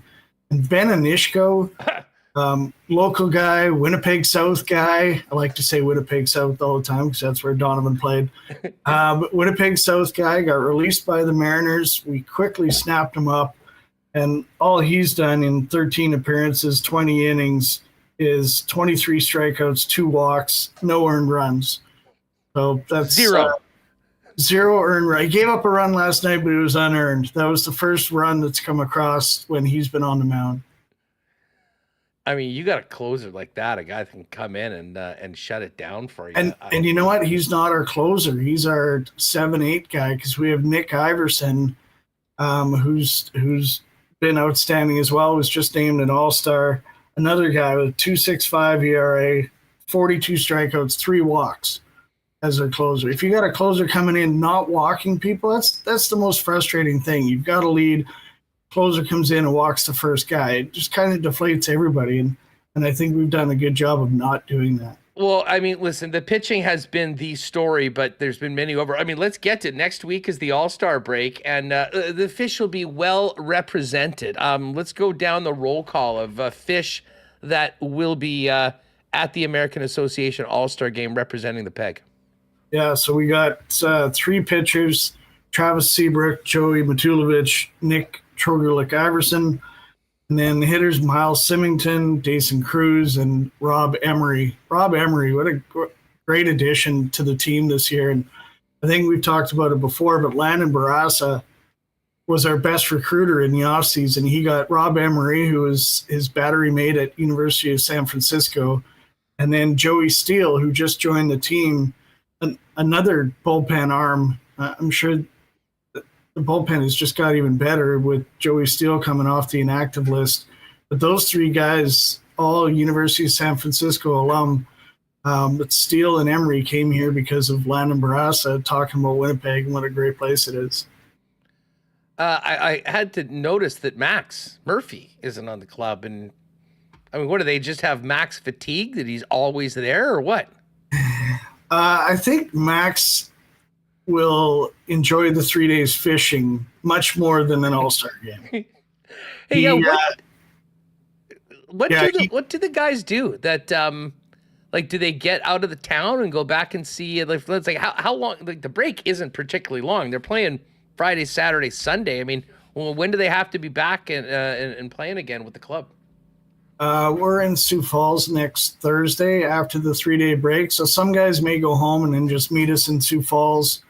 You know, Max, we're having a kids camp on Monday from 10 to 1. At about 1:05, you'll see the back of Max's truck heading for the White Shell. He'll be up there for the 3 days. Yeah, he certainly could have been an All-Star as well. But having Miles, Dason, and Rob there will be well represented. Well, so now we go into this series on the weekend against Milwaukee. And Milwaukee's in the East, but a very similar record. I mean, they're 31-30.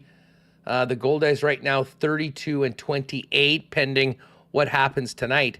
You're chasing Fargo and Sioux Falls, have had really good series, but now you put yourself into a position where, it's not 7 or 8 games back. It's 4 games back of both teams right now.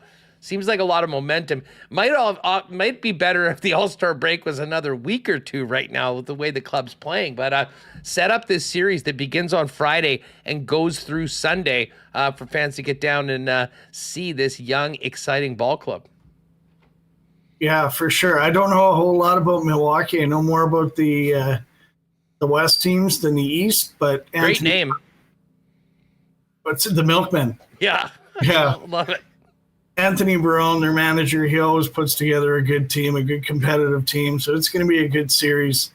But tomorrow night, we're wearing the throwback uniforms, the 1994 uniforms and hats. I know a lot of people have been commenting on our Instagram post, bring them back, bring them back. Yeah, those jerseys are always popular. So we'll be wearing those tomorrow night. 90s tunes, fireworks after the game. And then Saturday, 6 o'clock start, but we open at 4:30, an hour and a half before the game on Saturdays. We have DJ Anto doing his thing down at Craft Beer Corner for the first hour, and then into the first couple innings. Beer and food specials at Craft Beer Corner for the first hour.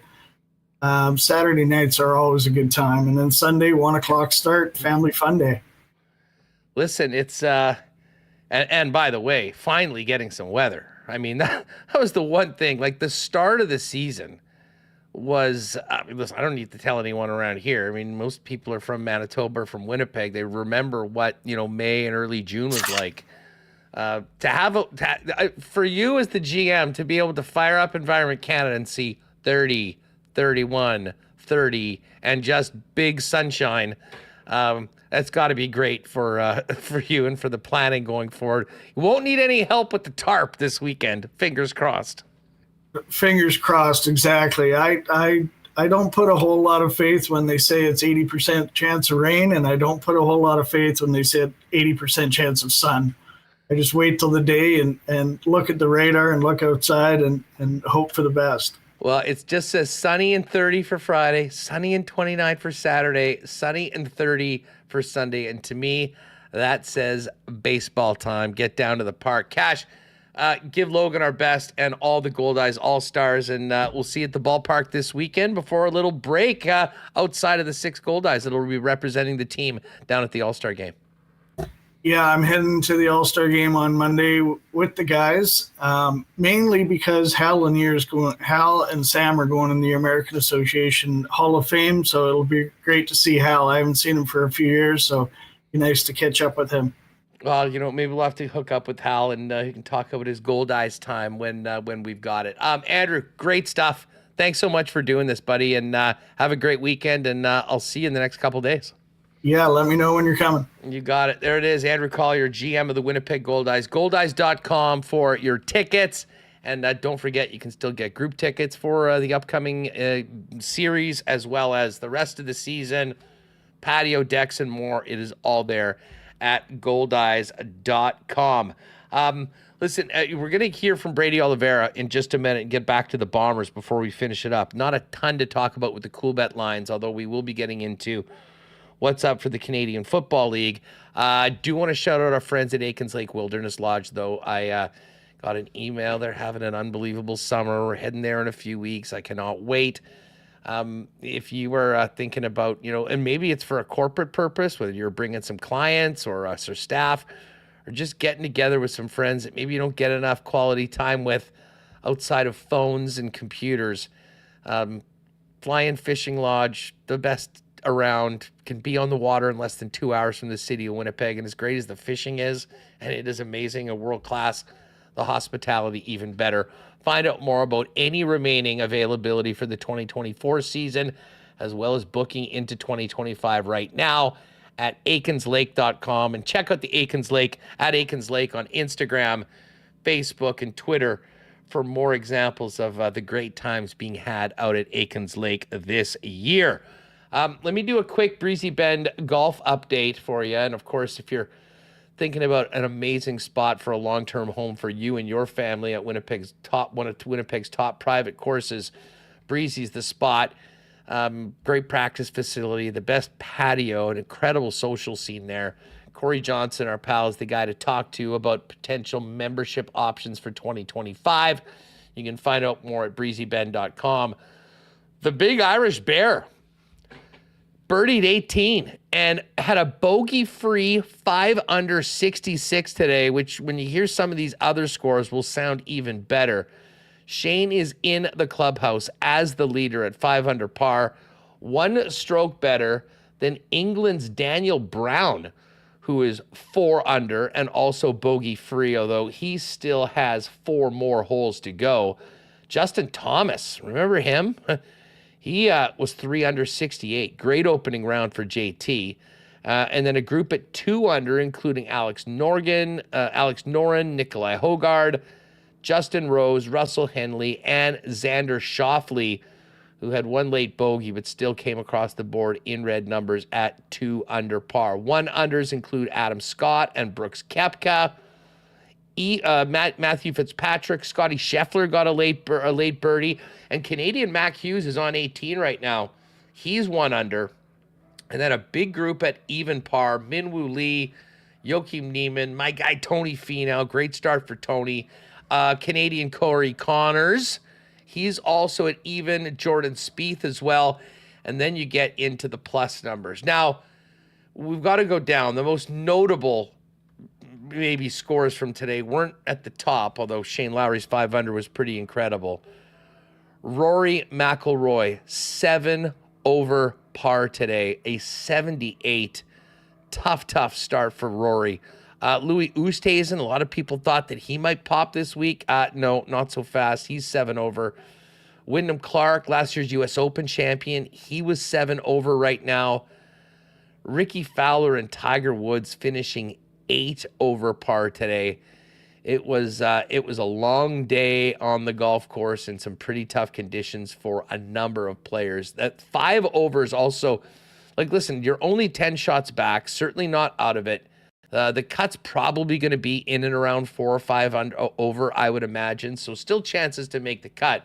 But Will Zalatoris, Max Homa, Bryson DeChambeau, Tommy Fleetwood. That's a real disappointing start for Tommy. Tom Kim as well at 5 over. Sung Jae Im as well. And then Hideki Matsuyama amongst of a group, along with Victor Hovland and Ludwig Oberg at 4 over. There's your British Open report. We'll have more tomorrow when we get going because, of course, the action gets going in the wee hours. Coverage begins at 3 a.m. over on the Golf Channel. Don't forget, Assiniboia Downs is back at it on Monday and cannot wait to see our winners from the Pick'em contest join us on Tuesday at Assiniboia Downs.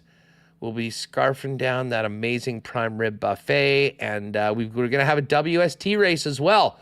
So we'll invite our winners if they would like to come down with us into the winner's circle after one of the races on Tuesday night. Again, for the next 3 weeks, it's just Monday and Tuesday, and then back into August, back to the regular Monday, Tuesday, Wednesday schedule for the remainder of the year.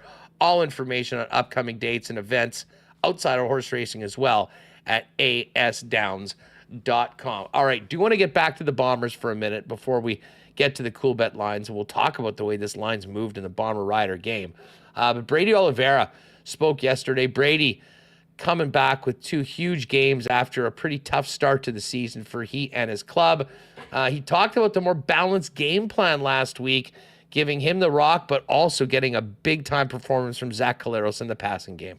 When we're able to, open up the playbook more and do different things on the offense and not just be one-dimensional, right? I think last week definitely helped with, us getting the pass game open, and then it starts to, open up other things in the offense, right? So it was good, very good to see last week that we were able to, throw it in the air a little bit, throw it downfield, and open up the rest of things.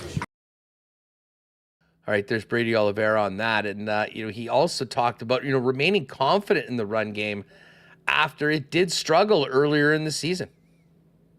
Yeah, well, I know the guys we have in this locker room, the guys we have in that offensive line room. It's a vet-heavy, presence on there with a couple new faces in those starting positions. But with the vets that we have in that room to, bring the younger guys along and guys that aren't as experienced, right? So I knew from the beginning. I knew we had the right guys to get back to our identity and what we do best here, and that's running the football. And then the other thing was just me, getting my body right, getting back into a groove, getting back into a groove with them, and I knew it was going to take a couple weeks with me missing training camp, and it's just a matter of time. I know the guys we have in here, and I'll go to war with them any single day of the week. Those guys, put in the work throughout the week and go out there on game days and just do their thing. All right, a little bit more from Brady Oliveira, and certainly that offensive line has really turned it around after a tough start. They're going to have to be ready because the Saskatchewan D is legit, as we've talked about all week. Here's Brady on the challenge of going up against Saskatchewan's defense. Yeah, they know how to create turnovers. They swarm the ball, they rally together, and they're playing really, really well together as a unit. So they got a great front. Obviously that's what we focus on as offensive line and running back in our meetings. It's what's their defensive line doing, how are their their linebackers playing, and they're really good. They're really good. So we have another big challenge in our hand. I think every single week we do. People.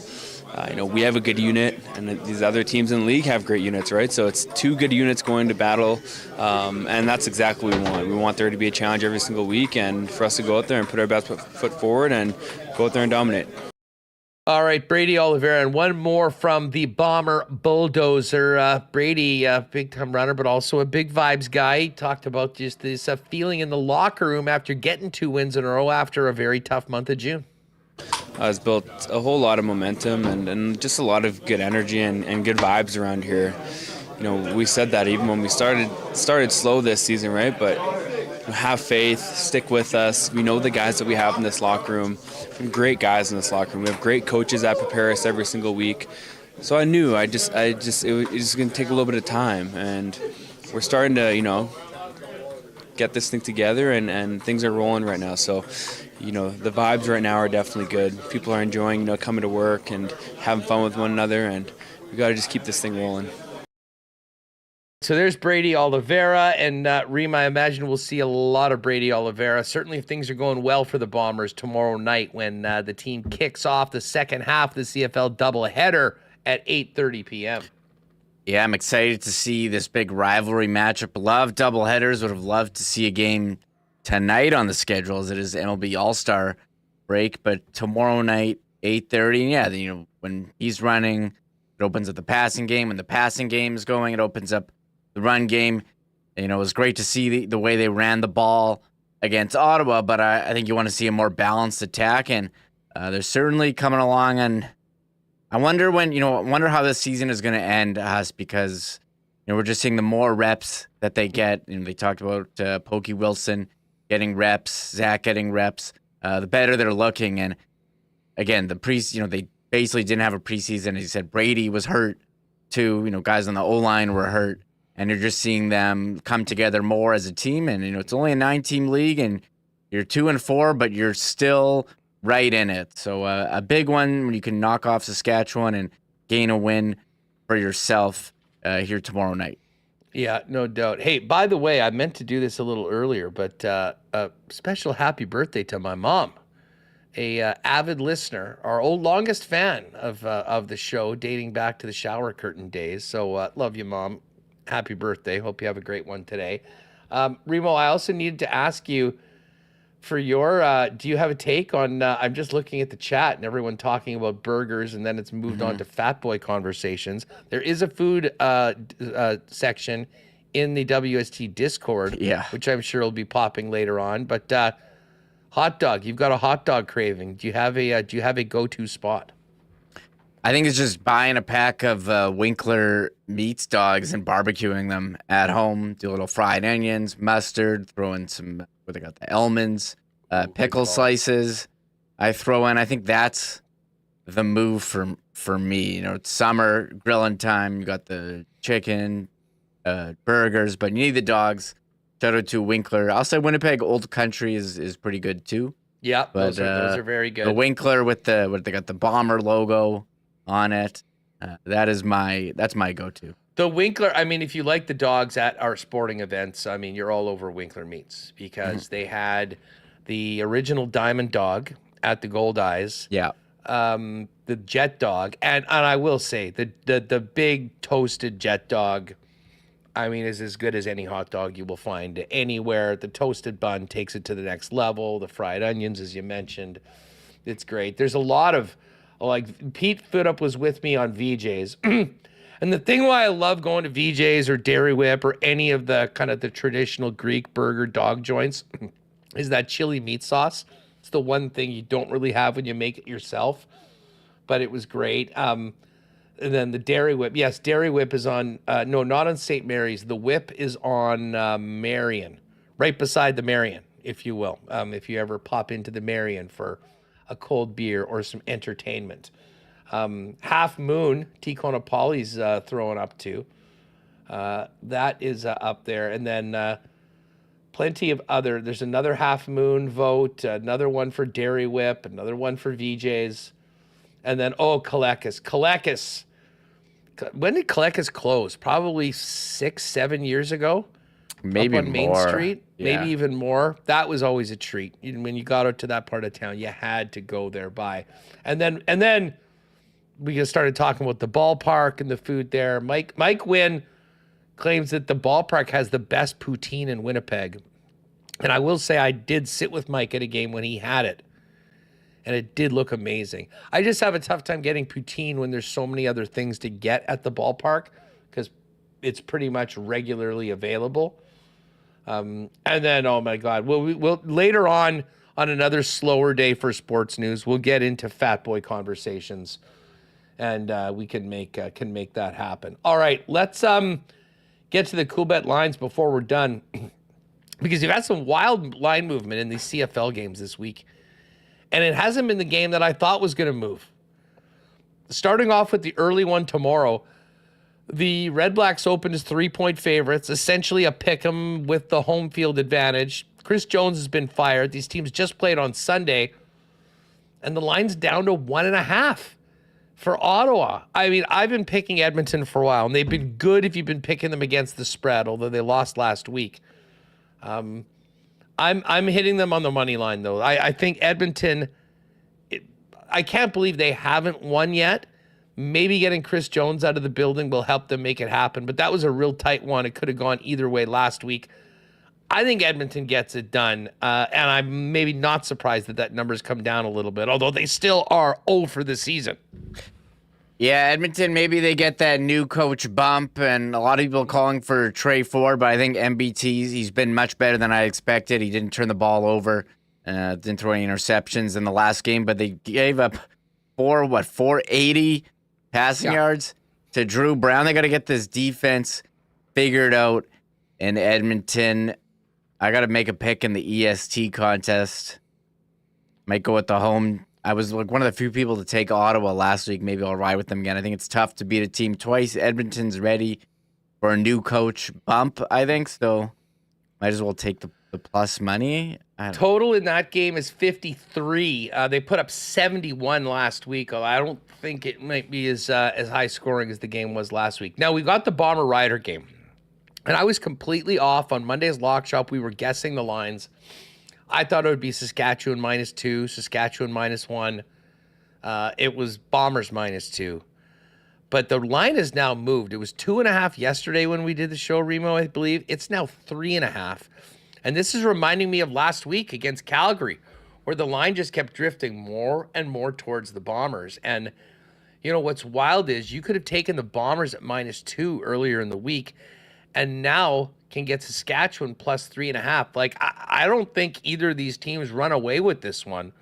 I think it's highly likely that the Bombers potentially, go and win by a field goal, which would give the opportunity for a middle like the Bombers did last week, winning by 4, opened up as 3.5-point favorites, closed as 6.5-point favorites. So Bombers right now 3.5-point faves, -196 on the money line. Saskatchewan plus 160, and the total in that one's 50.5. I think I like the under in that game. I don't believe it'll be a shootout like we saw last week between the Bombers and the Calgary Stampeders. And then this other one, the Argos opened at 4.5. I thought that was a very appropriate line.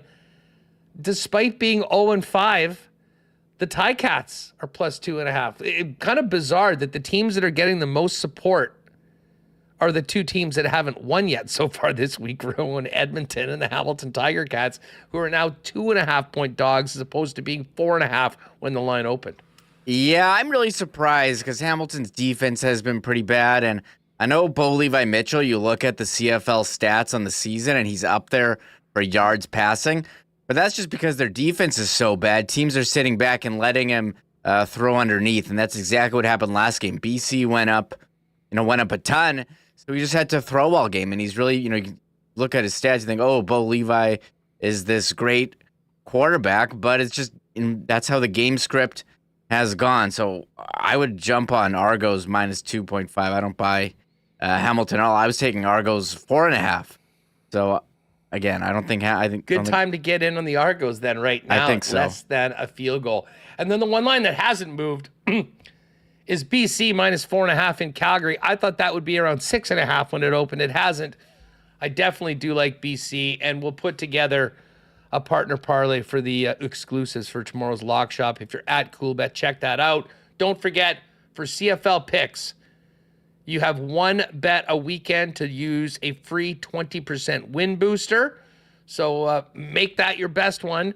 And any of you that are using Coolbet to a bet CFL, take a screen cap of your bet, email it to contest@winnipegsportstalk.com.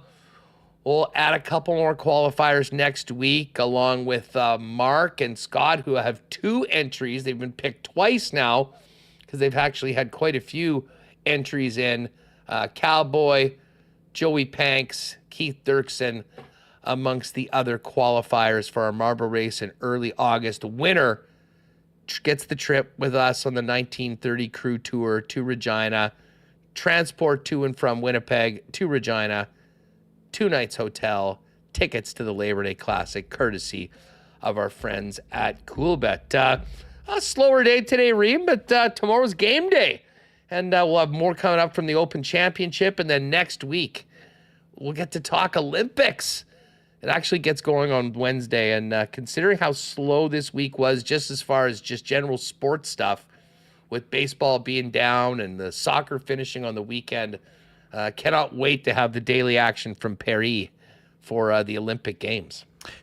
I guess we'll be on live instead of, live while we're on the show. I'm curious how the time change is going to work. Point. Yeah, we're going to be having stuff during the morning, and I guess they'll replay it on the primetime coverage. So we'll be watching Canada. I don't know what sports let's do the world clock here right now. Paris. I think they're 8 hours ahead.